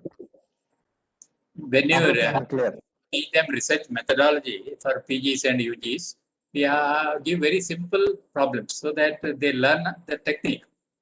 But when they want to do PhD, we will give much difficult because they have to find the answer to your question. If they finish PhD and then they want to do research, then the person who is funding will look for much more serious thing. So repeating is okay for learning, but what Dean was telling from the Lancet study is that when you review the articles, more than 80% is waste. In the sense, they have just repeated what is already established, and the same results. You 1%, 10%, another person say 10.2%. How does it make a difference clinically? It does not make. So that's what I think the point. See, no problem in repeating if it is not established or if it is not very clear, then definitely it should be done. For a beginner, it is okay to repeat because he has to learn the technique. But afterwards, the repeating is a waste. suppose it's well established, there is no doubt in anybody's mind. But all this research and publication you have to take with a pinch of salt. My professor used to say, research is like a fashion. So long sleeve, so slow the middle, then they become sleeveless. After some time, they feel not comfortable with sleeveless. So again, it starts extending and they become full sleeve. No dadi, little dadi, round dadi, mattatale, like that each time the style will change. Research is also like that. So people keep changing. He was a biochemistry professor. He used to say, PhD was given first student for taking tea in place of coffee. The people who are taken tea are doing better. Next student did another study. Coffee is better than tea. Then third student did study. Both coffee and tea you take as much as you take till no problem. That was the third PhD. So all of them have got PhD. All of them published papers. So what is the science behind that? So sometimes it happens because the data may have been not collected properly. Analysis may not be proper. So all these things happen. So if there is a doubt, definitely it should be repeated. I think I have answered your question. So the scientific, I'll be talking about ethics in the last day. So these are some of the issues which I will be talking on why we should not waste our resources and why we should be honest in our findings. Otherwise, papers will not get retracted. When you ask for data, they don't have data. Some people will publish, but they will say, sorry, I don't have the data. Rat has eaten or there was a fire, something they may tell. So sometimes cooking up is done at a very high level, not only in the beginning level. Or I allow my student to do and publish, and I become responsible for whatever mistake he has done also. So it does happen sometimes. I think we'll go to the next, I think, because now it's 3:42. So thank you, sir. Thank you very much for your extensive and elaborative session. You have accomplished everything in a answer. Thank you, sir. The next is review literature and research by Dr. Pushpa Kotur, Madam, Professor OG, AVMC. Please.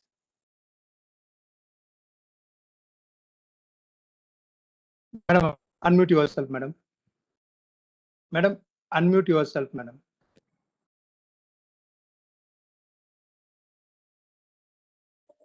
You have to give her sharing privilege also.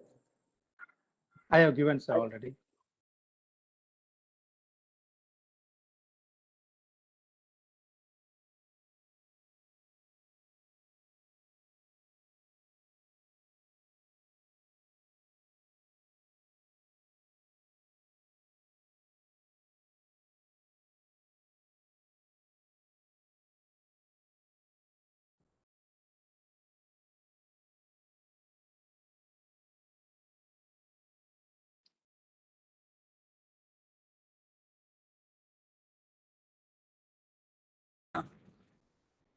Oh. Okay. Good evening, everybody. It's almost 4 o'clock now. So let us start straight away for the literature review. Okay. Can you able to see? Can you see my slides? No, madam, madam. not yet. Now? So you'll have to share, madam. No, sharing is not there. Share. No, it is somebody else's laptop I have to share because my link could not be opened from my mail. So this is the difficulty. Share. Go to share.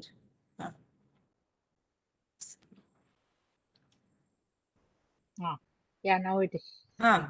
Slides. Okay.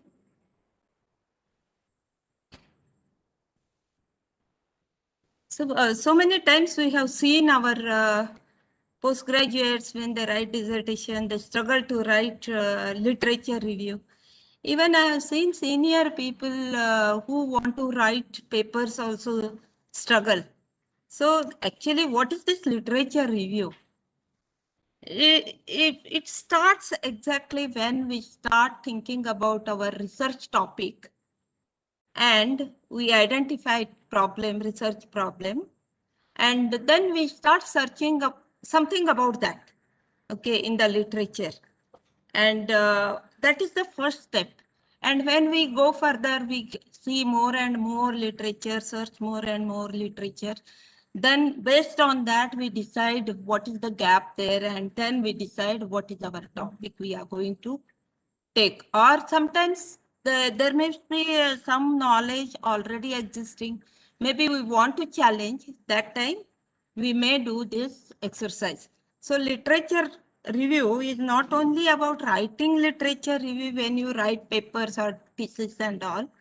There are other methods also when we review literature for other things. When we want to get more information, more knowledge about any subject, we conduct this review of literature. What is this review of literature? In my talk, I'm dividing into two parts. One is first part, I'm going to talk about literature review. And second part, I'm going to talk about literature search, how we have to do search. Okay, once we complete this. So objective of my first part of my talk is, at the end of this session, all participants should be able to define what is literature review, list various types of literature review, perform and write a well-organized literature review in a systematic and effective manner. And second part, I want participants to learn at the end of this session to define literature search, to enlist the various databases and search engines, how they can be used. They should be well versed with that, and they should perform a well-organized literature search on the research question in a systematic and effective manner, and document these search items performed. So what is this literature review? It is a critical summary of a published work on particular topic. We decide one particular topic and analyze specific issues about that, and then try to identify trends in that research, what is done already known and what is not known, where are the gaps, where are the lacunae existing there. And it is, you can say that it's an overview of knowledge available on a particular topic. And it's a way of identifying the gaps, and that is the pillar on which our research idea stands. So initially you are doing this particular exercise, and then your research idea will be almost finalized, and then you go into more and more search, and then you can find out what has happened since the last so many years, and now what is happening, what may be the future. You can analyze it, discuss, and you can come to conclusion. Why this literature review? How it helps researcher? It helps researcher because they learn about development in that field. They find the gaps and they try to do more and more research on that and identify new topics. If there are gaps, if there are any lacunae, they can identify new topics. Whereas for reader, it's a form, it forms an idea about the current state of topic. What is now in COVID-19 this thing, we are every day we are trying to search new literature, and it is so dynamic, this research. Every time new things are coming out. Actually, initially they said that chloroquine is effective now. So we don't know exactly, till now we don't know, so many things changed. And if you are a reader, and if you see the review, you can decide whether that individual article you can read. There are two types of literature review. One is experimental literature review. Another is theoretical literature review. Experimental literature review is mostly we use in our writing paper in the introduction or background, or in the thesis in the dissertations. What is done in this experimental literature review is they survey all whatever available information is there on that particular topic, then critically appraise whether it is done in a proper way or we need to do it in a proper way. Just now Vishnu Bhatt sir was telling that some papers, they are just published. They may not have any raw material and anything, they may not be available. It is just published. So you will come to know when you try to analyze the things, you will come to know what is happening and where you have to need to work. So need of the study, novelty, you can actually decide based on your survey and critical appraisal. And most critical part of this literature review is more extensively you review, more precise and systematically you can do your research project. You can work on it very systematically. Then second type of review is theoretical literature review. This actually it starts with experimental literature review in the first stage. Survey and critically read the existing literature, and then you can summarize and you can actually part by part you will write and you will analyze what is this, and that is what is theoretical literature review. In this existing literature is whatever existing is there, on that only the conclusion is drawn. It may be a part of any dissertation, anything, but on that you can go more and more in depth. So the review can be either standalone or there may be a literature review which you are writing in a paper or in your dissertation or in your thesis, or it may be standalone type of literature review. So what is literature review? It's an overview of field of inquiry. Who has done the study on which topic and on that particular topic, and what are the present prevailing theories, hypotheses, what questions are asked, what methodology is followed, whether they are appropriate or not, whether they are useful or not. And ultimately, the review will focus on the gaps or lacunae existing in that. And that's what is needed when we start our research.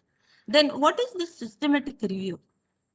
It is that attempt to identify, appraise, and synthesize all the empirical evidence, whatever is available, and meets pre-specified eligible criteria. For example, if I want to study, say, a role of labetalol in preeclampsia, in hypertension during pregnancy, then what I will do, preeclampsia alone is maybe from 20 weeks to 34 weeks, till term, till patient delivers.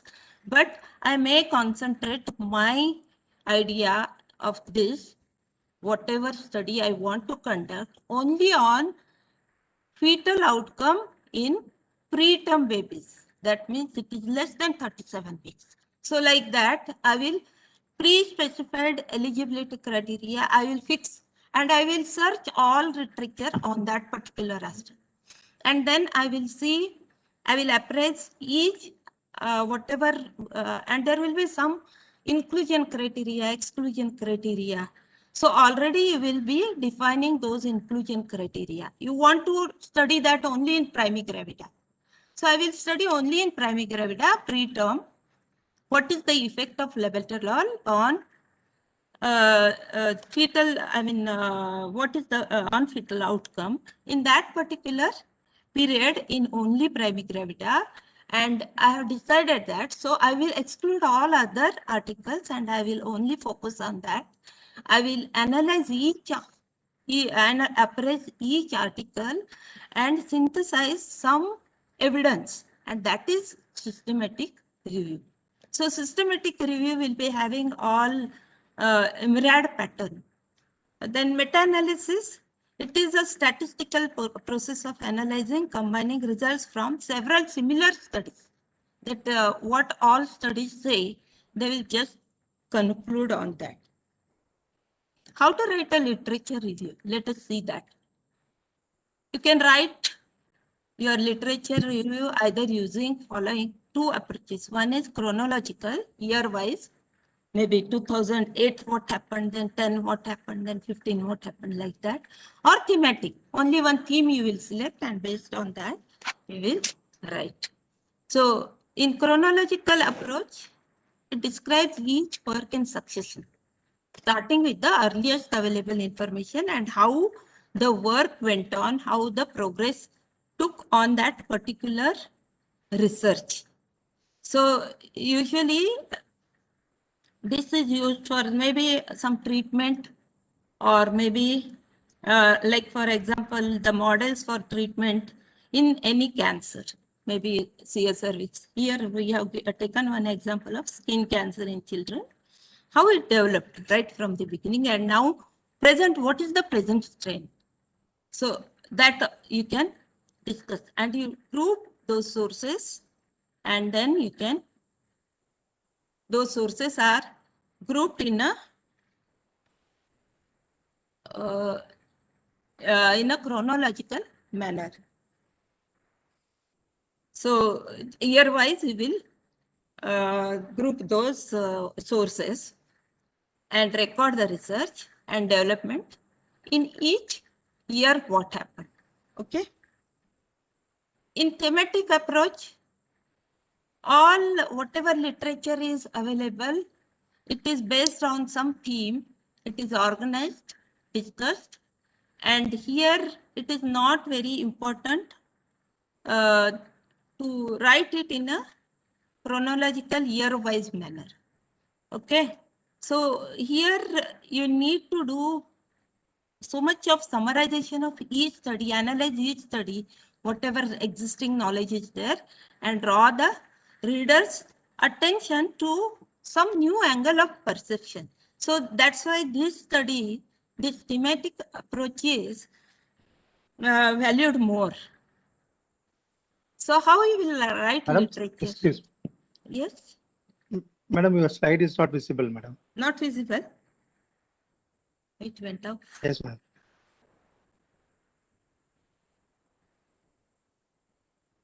Why it went out?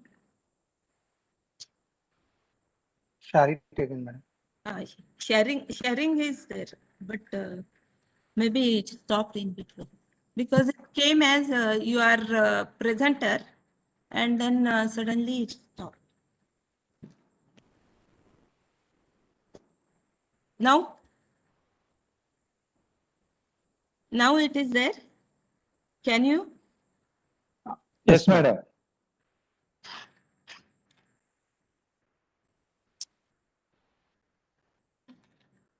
You have to excuse me. So steps of literature review. So collect all background literature about your broad research topic. Then you have to organize this recent progress in study topic, either thematically or chronologically, whichever you select. But always it's better to select thematically.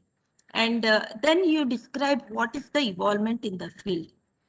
Then review should include always comparison and contrast of different studies, because contrast helps to identify gaps. Then identify what are the strengths and pitfalls in each of the studies. This is how you have to write the literature, and then you can literature review, and you can critically, in an analytical manner, you can come to conclusion. So literature review should be a critical and analytical summary of whatever literature you have selected. So that is main important part of the literature review. So you cannot just go on writing what somebody has done. this person has done this study on this in this year and then concluded like that. Overall, what happened? How critically you have analyzed it, based on that you can come to a solid conclusion which may be acceptable. Then there are some standalone literature reviews also, narrative reviews or systematic review. Narrative reviews are like, it's just discussion. It's a sort of qualitative in nature. So relevant information is collected and discussion is written on that. And on any particular topic, and critical analysis of that, whatever discussion you are doing, that is a critical analysis of that information what you have collected. And then it is written in a organized manner, introduction, body, conclusion, like that. Here IMRAD pattern is not followed as it is followed in the systematic reviews. I was telling you that IMRAD pattern is followed there because there is a well-planned methodology, either quantitatively or qualitatively, whatever it is, you analyze that, and that with that certain protocol, what you have already pre-planned, based on that, you will define certain number of studies which fulfill your inclusion criteria, your specific, answer to your specific research question. And it is very focused on with a clear objective. This question will be, research question will be very focused with clear objective, and then systematically the researcher will analyze that, appraise that, critically appraise that, work on that, and then he or she will write introduction, methodology, then results and discussion. It is very systematic work. Now next, I think now is it clear how to write literature review? Any question about that?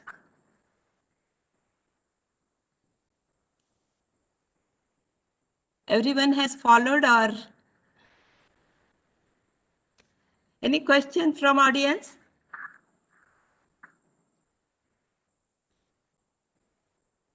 Any questions on audience? So you can type your questions on the chat box otherwise. Otherwise, that is also okay. So should I continue with literature search, how it should be done? Yes, sir. Yes, madam. In fact, in literature search, youngsters are better than me actually, but I have tried to do some justice. What is literature search? It's an ability to search in a purposeful or systematic manner through the range of literature or information relevant to one particular field. So that is literature search. Suppose you have identified some subject, you have identified maybe something which is, maybe you can say that smoking is one problem in the community, and how many, what is the literature available on that? If you just type smoking, you will get thousands, not thousands, maybe in crores you will get literature, isn't it? Maybe on that, based on that, you can just focus which is your research question, and based on that, you can go on putting further advanced searches, and you focus and try to get information, mainly whatever your research question is there, based on that, your focused answer you will get on that focused pertinent research question. Where we do this literature search, where we want to retrieve the best available evidence, or we want to know about any recent advances, we want to know some recent new treatment is coming out for some particular disease for our patients. We may collect sometimes evidence for our way of management, for our way of investigation, way of management of the patient is with evidence is very much important. So knowledge about recent advances is important, which you can apply in your patient care, because research is always evolving, evidence is always dynamic. Every day it is changing. So you have to find out what are the most recent advances. Then you will, sometimes you want to write some paper, you want to do your dissertation thesis, then you will try to identify what is the suitable research topic, what is the hot topic right now going on, and what is the area where I need to do research. There is no point in repeating research. Just now, Vishnu sir was telling that repeating research doesn't carry any meaning. Dean sir was telling that 80% of repeated research are waste. So you don't want to do anything which is already done. You want to do something new. Novelty is very important when you conduct research. That's why you will do literature search. Then you don't want to duplicate somebody's study. Then you want to provide evidence for the research what you have already planned. And sometimes you want to generate discussion for the topic.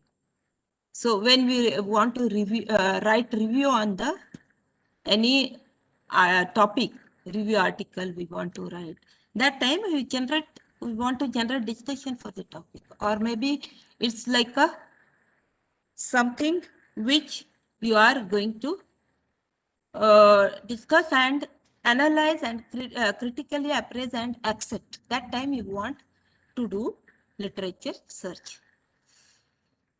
What strategies do you follow when you do search of literature?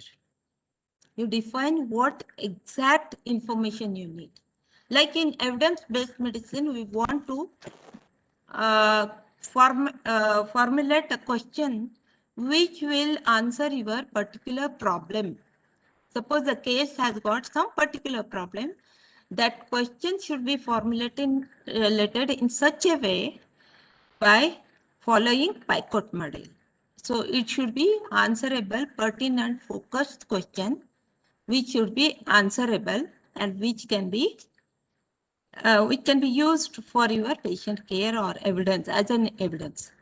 So you first define what is your research question. You formulate your research hypothesis, and then you extract the concepts and terms from that, and then list the keywords. Suppose I want to study some particular drug, tranexamic acid in any type of hemorrhage. Maybe in our this thing we can say that postpartum hemorrhage, how its role is, or maybe in patients who are high risk for postpartum hemorrhage. Then I will formulate some question whether it is useful or not and list the keywords. Maybe it is like postpartum hemorrhage. It is like high risk factors in postpartum hemorrhage. Management of postpartum hemorrhage, it may be tranexamic acid. So you have to prepare some keywords. With that, you have to go and find what are the literature available with that keyword and decide which source to use. There are different databases, and how do they function, you have to find out which is better, whether it's a paid or free. That is very much important for us, isn't it? And run your search and review, refine, and set some alert about that. Then where to search? We have so many search engines. Online databases are there. You can find in the journals. There may be e-journals, there may be printed journals, peer-reviewed journals are there. Then you can search your literature search in the thesis, dissertation, conferences, conference proceedings, in books. Sometimes some gray areas will be there. Sometimes some general topic will be there. You may go to newspaper and magazine, some websites, maybe government, non-government, libraries, etc. Some gray literature. So you have to conduct your literature search in all these sources. These are some online databases. PubMed, Embase, Scopus, all of you know all this, ProQuest, isn't it? So these are some web addresses for that. And you can, any of these database you can use. Regional databases are also there. Like in India, we have INMET, NEDINT, then this HOL, Bangladesh Journal Online, Bioline, these Irish Research, all these are different databases. Then you can go and search in clinical trial registry. Suppose you want to search something in the clinical this thing, what has happened, you can go and find what studies are conducted in clinical trial registry. You will find all those clinical trials. So in Indian, it is a CTRINIC. In NLM, clinicaltrials.gov, and WHO has also got that. So all these things, all these clinical trial registries you can see. You can go and visit some reviews also. Cochrane library is well known for systematic review. So you may find everything in such reviews, whatever you know or whatever you want, and maybe in addition to that, some advanced search you can do what is recent in that. Okay. So these are the some reviews.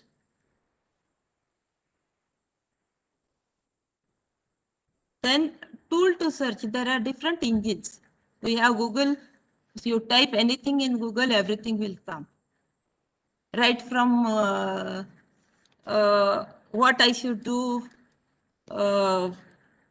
when I'm stuck in this particular problem, if you write, someone will guide you. Then Google Scholar is another search engine, which is more scientific. Then Science Direct. Then NCBI has got PubMed. Then it's advanced. This thing is Finsight. Finsight is another thing where you can use artificial intelligence also. How you can plan? You form the research question, then define keyword, and then you can, these keywords you can put by using Boolean operators. Then you can use certain filters which are given with that search engine on that particular website. Then using filter, you have to find out which is the right database for my search. Then start searching and keep records. You can, in Google and in PubMed and all, you can keep those records there only. You have your own account you can create there and you can keep your records.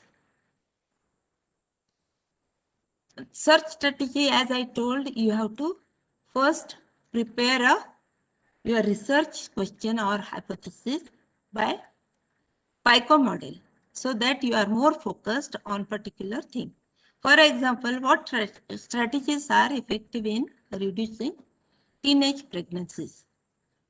So here how you will form keywords. Keywords, you can have, you can use strategy, you can use some alternative words, synonym words, etc. For strategy, you write some synonym words for strategy. Here I have given one example.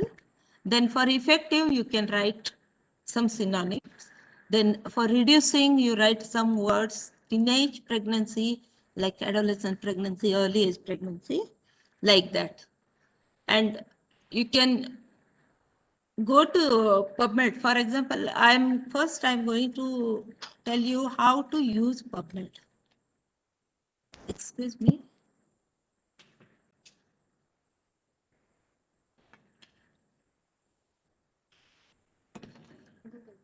No, it's okay. You have to search which field name and you have to relevant terms you have to find out, what article types you want, whether you want free articles, you want any type of articles, or you want from particular journal, and you have to decide whether what the synonyms are there for your research, whatever words are coming in your research question, and all these things you have to find out. Then acronyms, for example, AMI, TB, like that. Alternative spellings you have to prepare and keep. Like there may be sometimes some sites use some different spelling this thing. So alternative spellings you can take. Sometimes nomenclature may be different. So when you are using Boolean operator, you have to use or and not. For example, in Google Scholar, if you say that smoking or nicotine and gutka.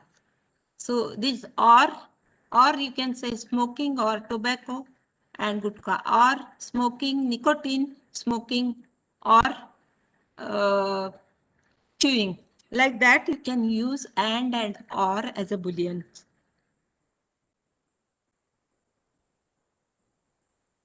Then you can use some quotation marks, like phrase you can use, healthcare practices, or you can use some truncations, like nurse. These are wildcards, or filters. When you use filters, maybe it is depending upon in which you are, what particular duration literature you want, or in which subject area. Sometimes you can get different language articles also. So you have to even put filter for language also. So when we are putting, we have to put English. So this is the site PubMed. This thing actually now recently they have changed the. I actually have made this little earlier, but recently they have changed this website's display little bit. Okay, so you can have this whatever search thing you want to put, you can put it in the search that bar. Your keywords you can put either using that Boolean this thing words, or you can put your whatever subject matter or whatever particular topic you want to search. And here PubMed has got different, how you can use, it has got even PubMed tutorial. You can always use PubMed tutorial, take help, and you should know, you will come to know how to use it. Okay, then you can use this medical search items database, MESH database also, and then you will, from in that you will put your MESH words and you will get your some more literatures. Then whether you want full text article or you want only abstracts, like that. If you want some journal, particular journals only, you can put that also. Then maybe you will get so many articles. Out of that, again, you have to put filters, and you can focus on your particular research problem. So this medical subject heading, recently they have updated this also, this display. And what's new, they will every time, every year, this is actually 2019, 2021, recently they have shown this. So even earlier also they have shown 2019, 18. So they have to, you have to go there, and how your files, what are the vocabularies used, everything is given in MESH, these headings, okay, in this that it's a medical subject heading. About that, everything they have given. How you can use terminologies, how you can search in PubMed using this. So that is there. So it is actually self-explaining. Then you can put certain tags like title for title tag, use some parentheses like this or this. For example, when we say coagulopathy or DIC, like that. Field designation. For example, you want to say heart, In that, in the which field it is from, you have to put in the square brackets. Then you want to select language, then you have to select language. And it should be in the same format. See this English, and in the bracket you should add LA. Heart in the bracket MH, and this MH should be, and this square bracket should be used. So if you don't get, sometimes you get that no documents are found. So it cannot happen like that. Maybe we have put something, maybe parenthesis we have not put properly, or instead of square bracket, we have put normal bracket, or our spellings may be wrong. So you have to see all these things. Angioplasty, see here, spelling mistake is angioplasty. And here English is not spelled out properly. ENG is engineer, engine or English. So all these mistakes will lead to such no document found messages. So we have to be careful when we are using these filters, when we are using these MESH words. So for example, here we can search something on cigarette smoking. So what you want to search reviews, you want to search clinical trials. So you can see the article types, or you want to customize, or so then you can also put another filter and you can see whether you want full text or abstract. So here I want clinical trials on cigarette smoking, full text. Then I want only researches which are done in human. So this is how you can go on putting filters, so that your filters will lead you to focus your particular problem in that particular topic. So this is one thing. Here you can see, if you go here,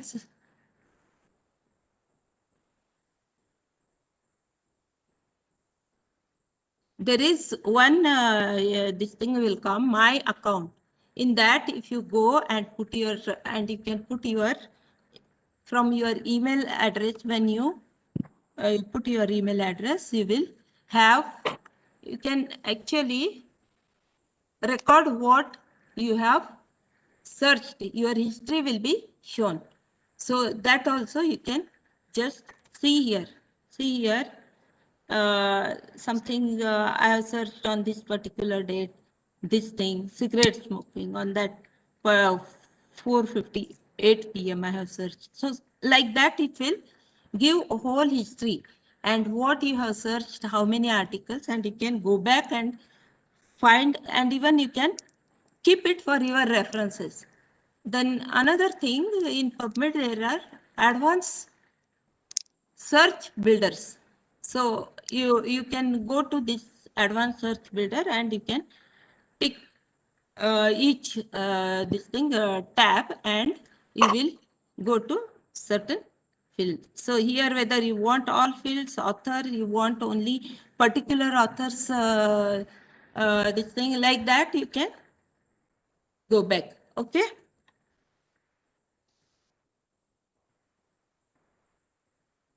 So here, how you can use and or not. That is for Boolean operators. So here, smoking you are using, you get so many articles.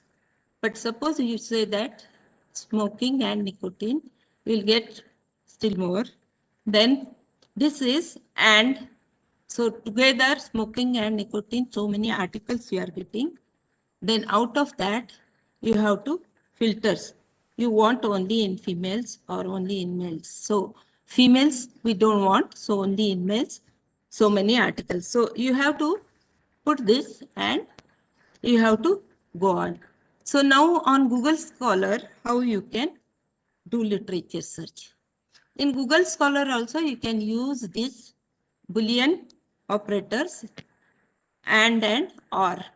So here you can, whatever your topic is there, you can put and you will get so many articles. Then you have to see whether you have to include patterns or you want only articles. So here include patterns we have selected. So those also will come. So you want to include a certain year, maybe only in 2020, what has happened, we want to know. So you can select that. You can select custom range also. You can select relevance also. So all these filters you can use. So custom range. So you can say that cited by related articles. So how many versions you want? All 9 versions. So out of that, those which are included patterns, and then they will,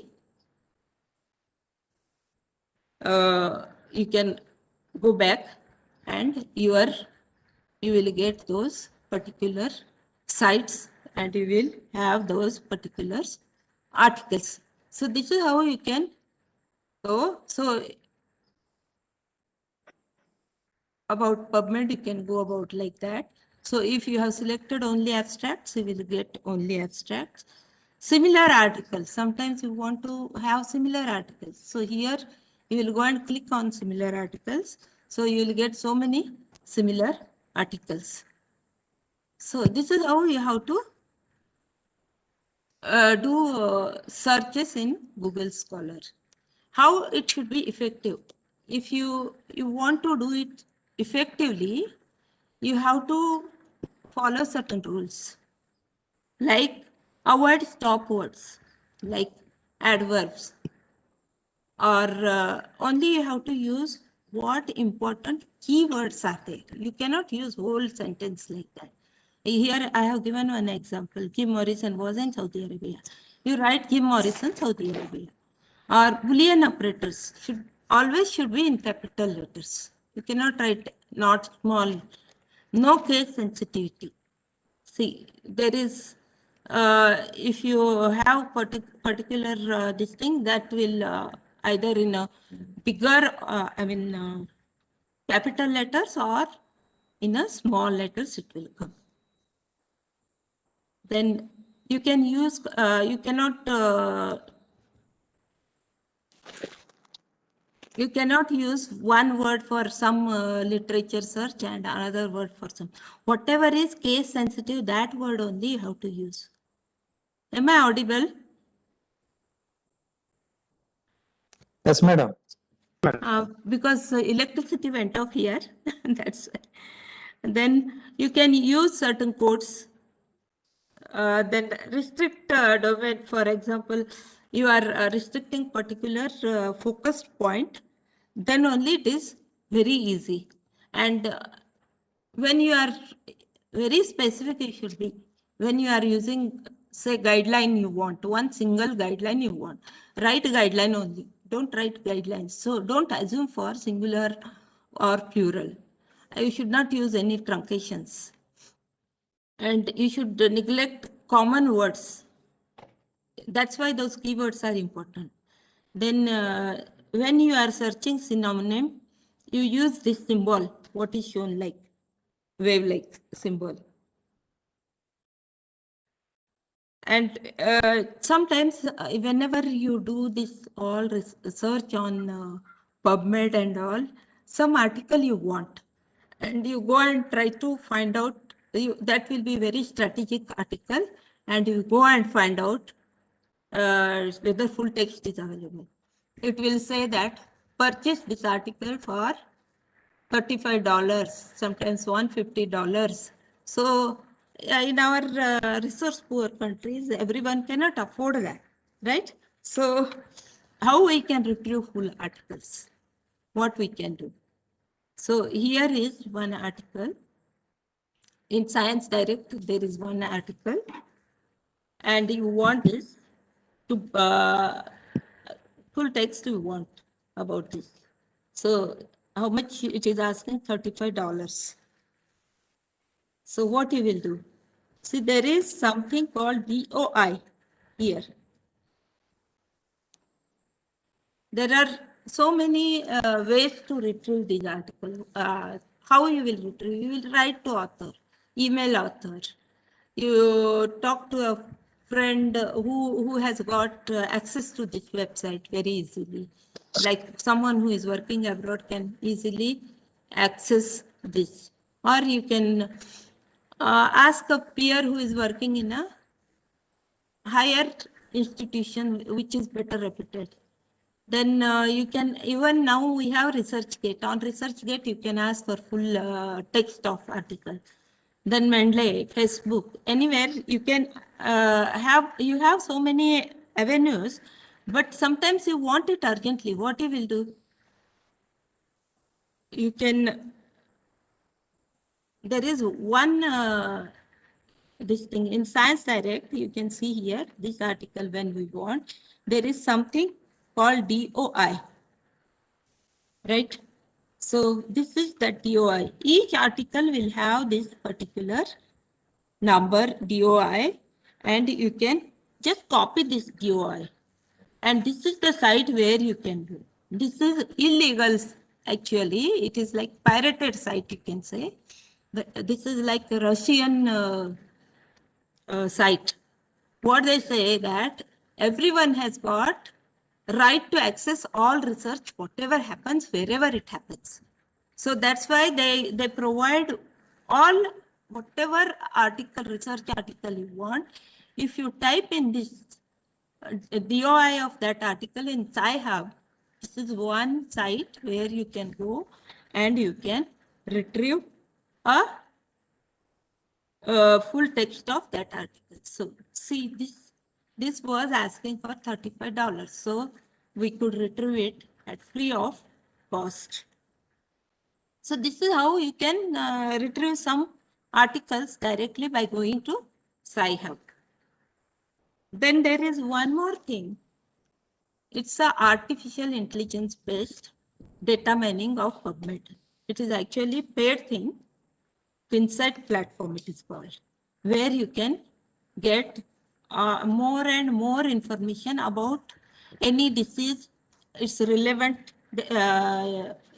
things, and you can identify relations between the concepts like disease, its comorbidities, whether it is increasing trend, decreasing trend. All these things you can actually find out. You get more and more information about this. But only thing, this is a paid site. For this, subscription is required. And but advantage are so much. And this is the site actually, https www.fitzel-search.info.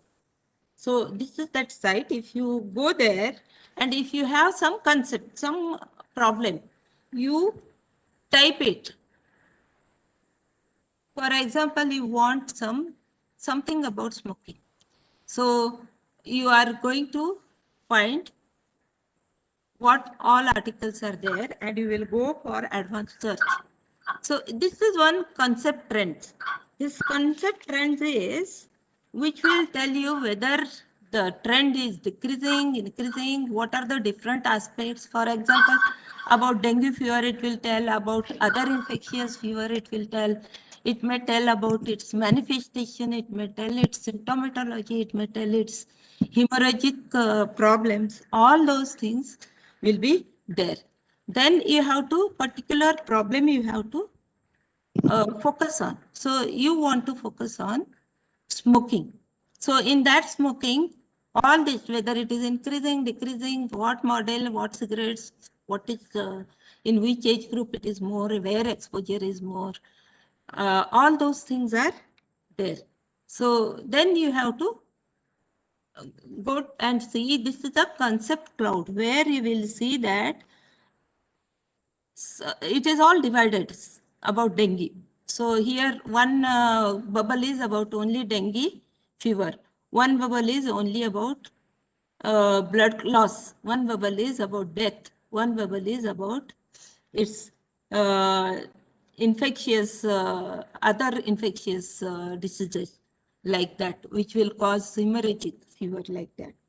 So all this, if you say this is a concept cloud for dengue hemorrhagic fever. So on that, you have to go whichever you want. Suppose you want to find out only about uh,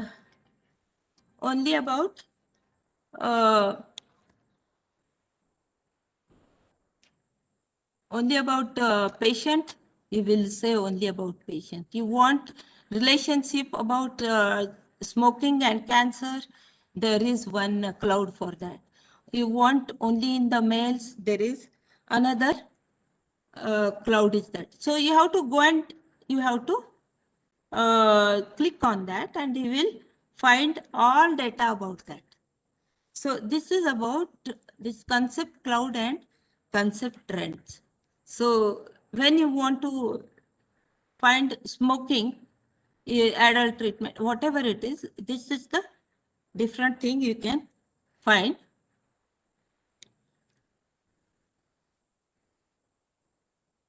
So to summary, we defined how we defined our literature review, how it should be done. We defined literature search. We listed all databases, available databases. We searched the engines and how they are having limited access. If they are having limited access, then how you can retrieve full text article and how you can start your search and organize your literature search. And you can document your literature search. So all these things plus the references also you can actually put. So I'm not going to go further about referencing. So here I will stop. So any questions about this?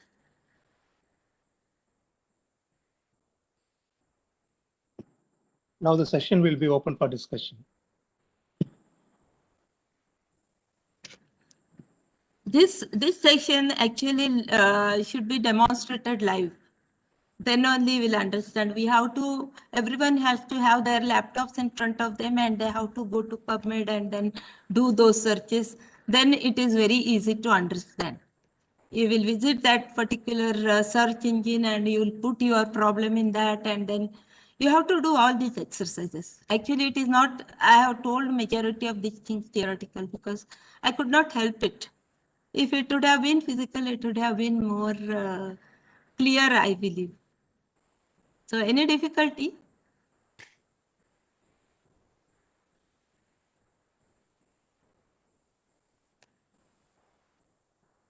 Ma'am, this particular session, no, madam, it will benefit from having one little more elaborate session where people actually get to do some kind of hands-on activity. Yeah, yeah. So they will actually do that. So if you think that a 2-hour or 3-hour or 4-hour workshop focusing specifically on literature review will help. Yeah, yeah, yeah. We can plan, you can tell us when you will be able to do and what you want. So we can try more of a hands-on kind of workshop with breakout rooms for specifically whoever is interested in that kind of thing. Yes. So we can do that. That because this is one area every time I think we have some issues coming up. And yeah. And if we are good at literature search, you will be able to actually handle research better. That's what I feel. That gaps you can identify better. Future, what is future? You can just focus on that also. That's why it is very important to do proper literature search. Especially when we are searching topics, that time we can search gaps very easily. If we have more number, particularly focused area, we have to do more and more in depth, more advanced search should be done. Then only you can focus on that particular problem. Actually, one more thing which will really help is actually we should be. Sir, yes. You are here. You are unmuted, sir. You are open. What, Ravi Kumar, for the past half an hour, I am sending a chat messages. You unmute me, I wanted to talk, I wanted to question. And totally helpless. What is this? You are the host. Okay, okay. Now you can ask questions. Maybe I'm Ravi making Kumar all has kinds not of said that. a signs also in my video. Nobody is seeing. Then what other participants, probably anybody asks also, you don't want them to ask. No, not like that. See, one thing is, see this, you said while writing a review, use IMRAR structure. Okay. One thing is the Systematic review. Only in whatever systematic systematic review or any kind of a Yeah. review, IMRAR structure doesn't support the writing of a review. So the review article, whatever type of review you are writing is entirely different. This IMRAR structure is meant for the experimental study, investigations, those kind of RCTs, etc.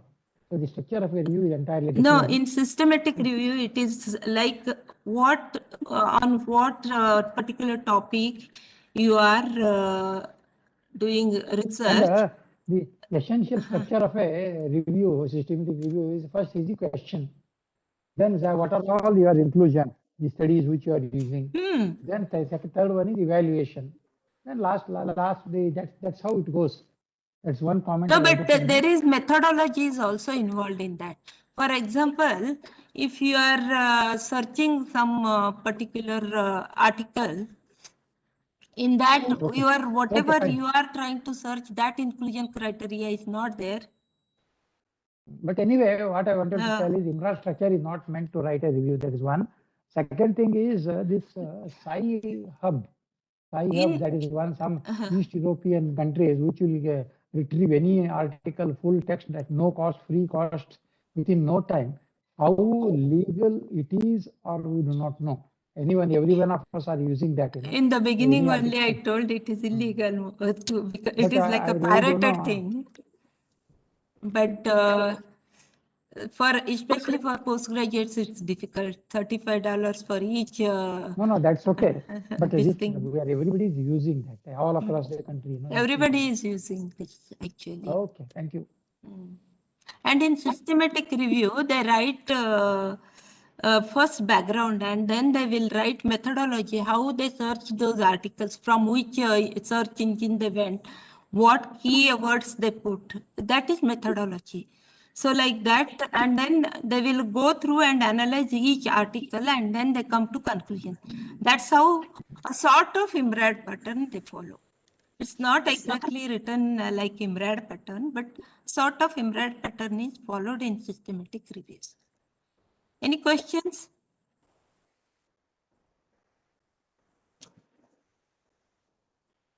No questions. I think Mine is last you are session. very clear, madam. I think. No questions, but there is Either a clear chat or message. Ma'am, there is a chat message from nursing college principal. She is very interested in this topic. She wants to plan a workshop on how to do literature search and review of literature. Sure, we can do anytime. Okay. We will plan that. Okay. And physical will be better, but we don't know when we are going to do that physical. Online only we can do. So thank you, everybody. Thank you, madam. Okay. Thank you, madam. Okay. So, I thank all the eminent speakers for today's session on what and why. Tomorrow we have 4 speakers on research design. One more thing, we need 2 volunteers for tomorrow's recapping the today's sessions. So if anyone is volunteers, raise your hand so that we will note your names.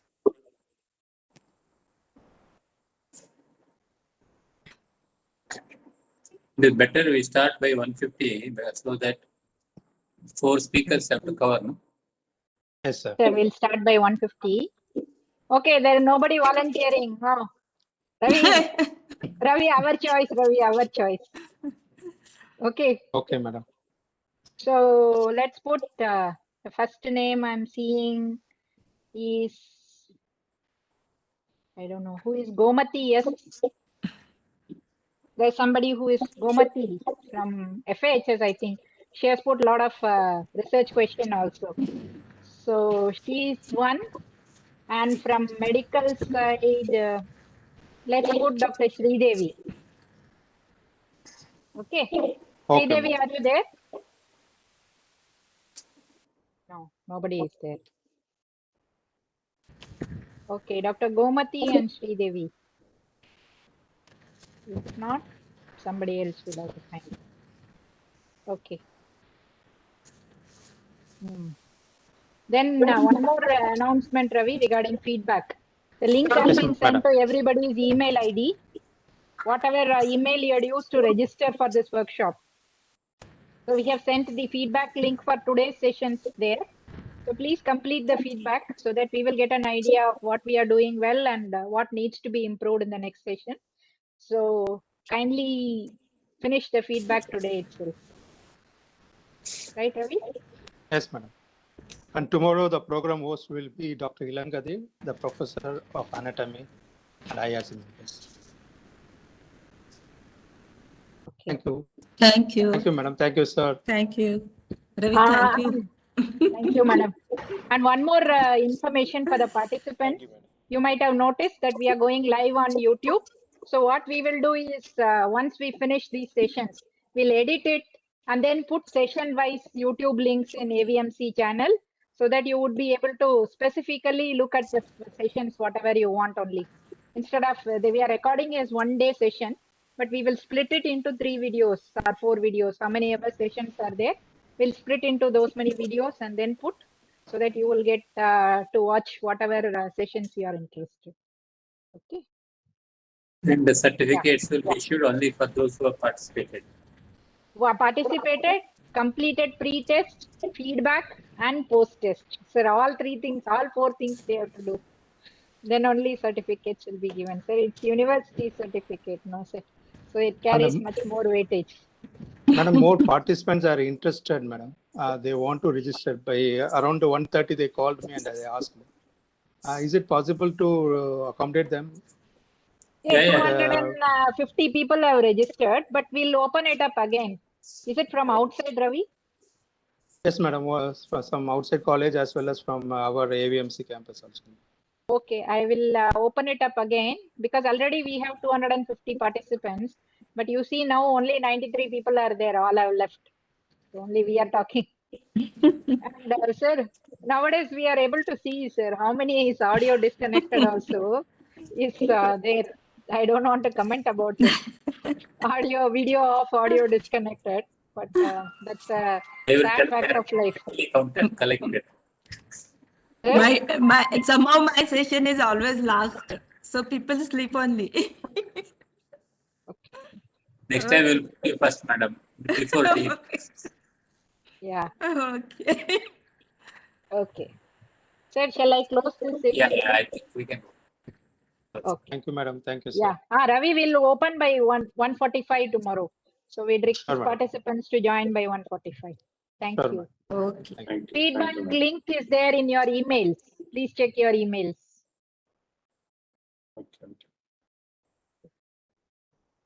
Bye. Thank you, sir.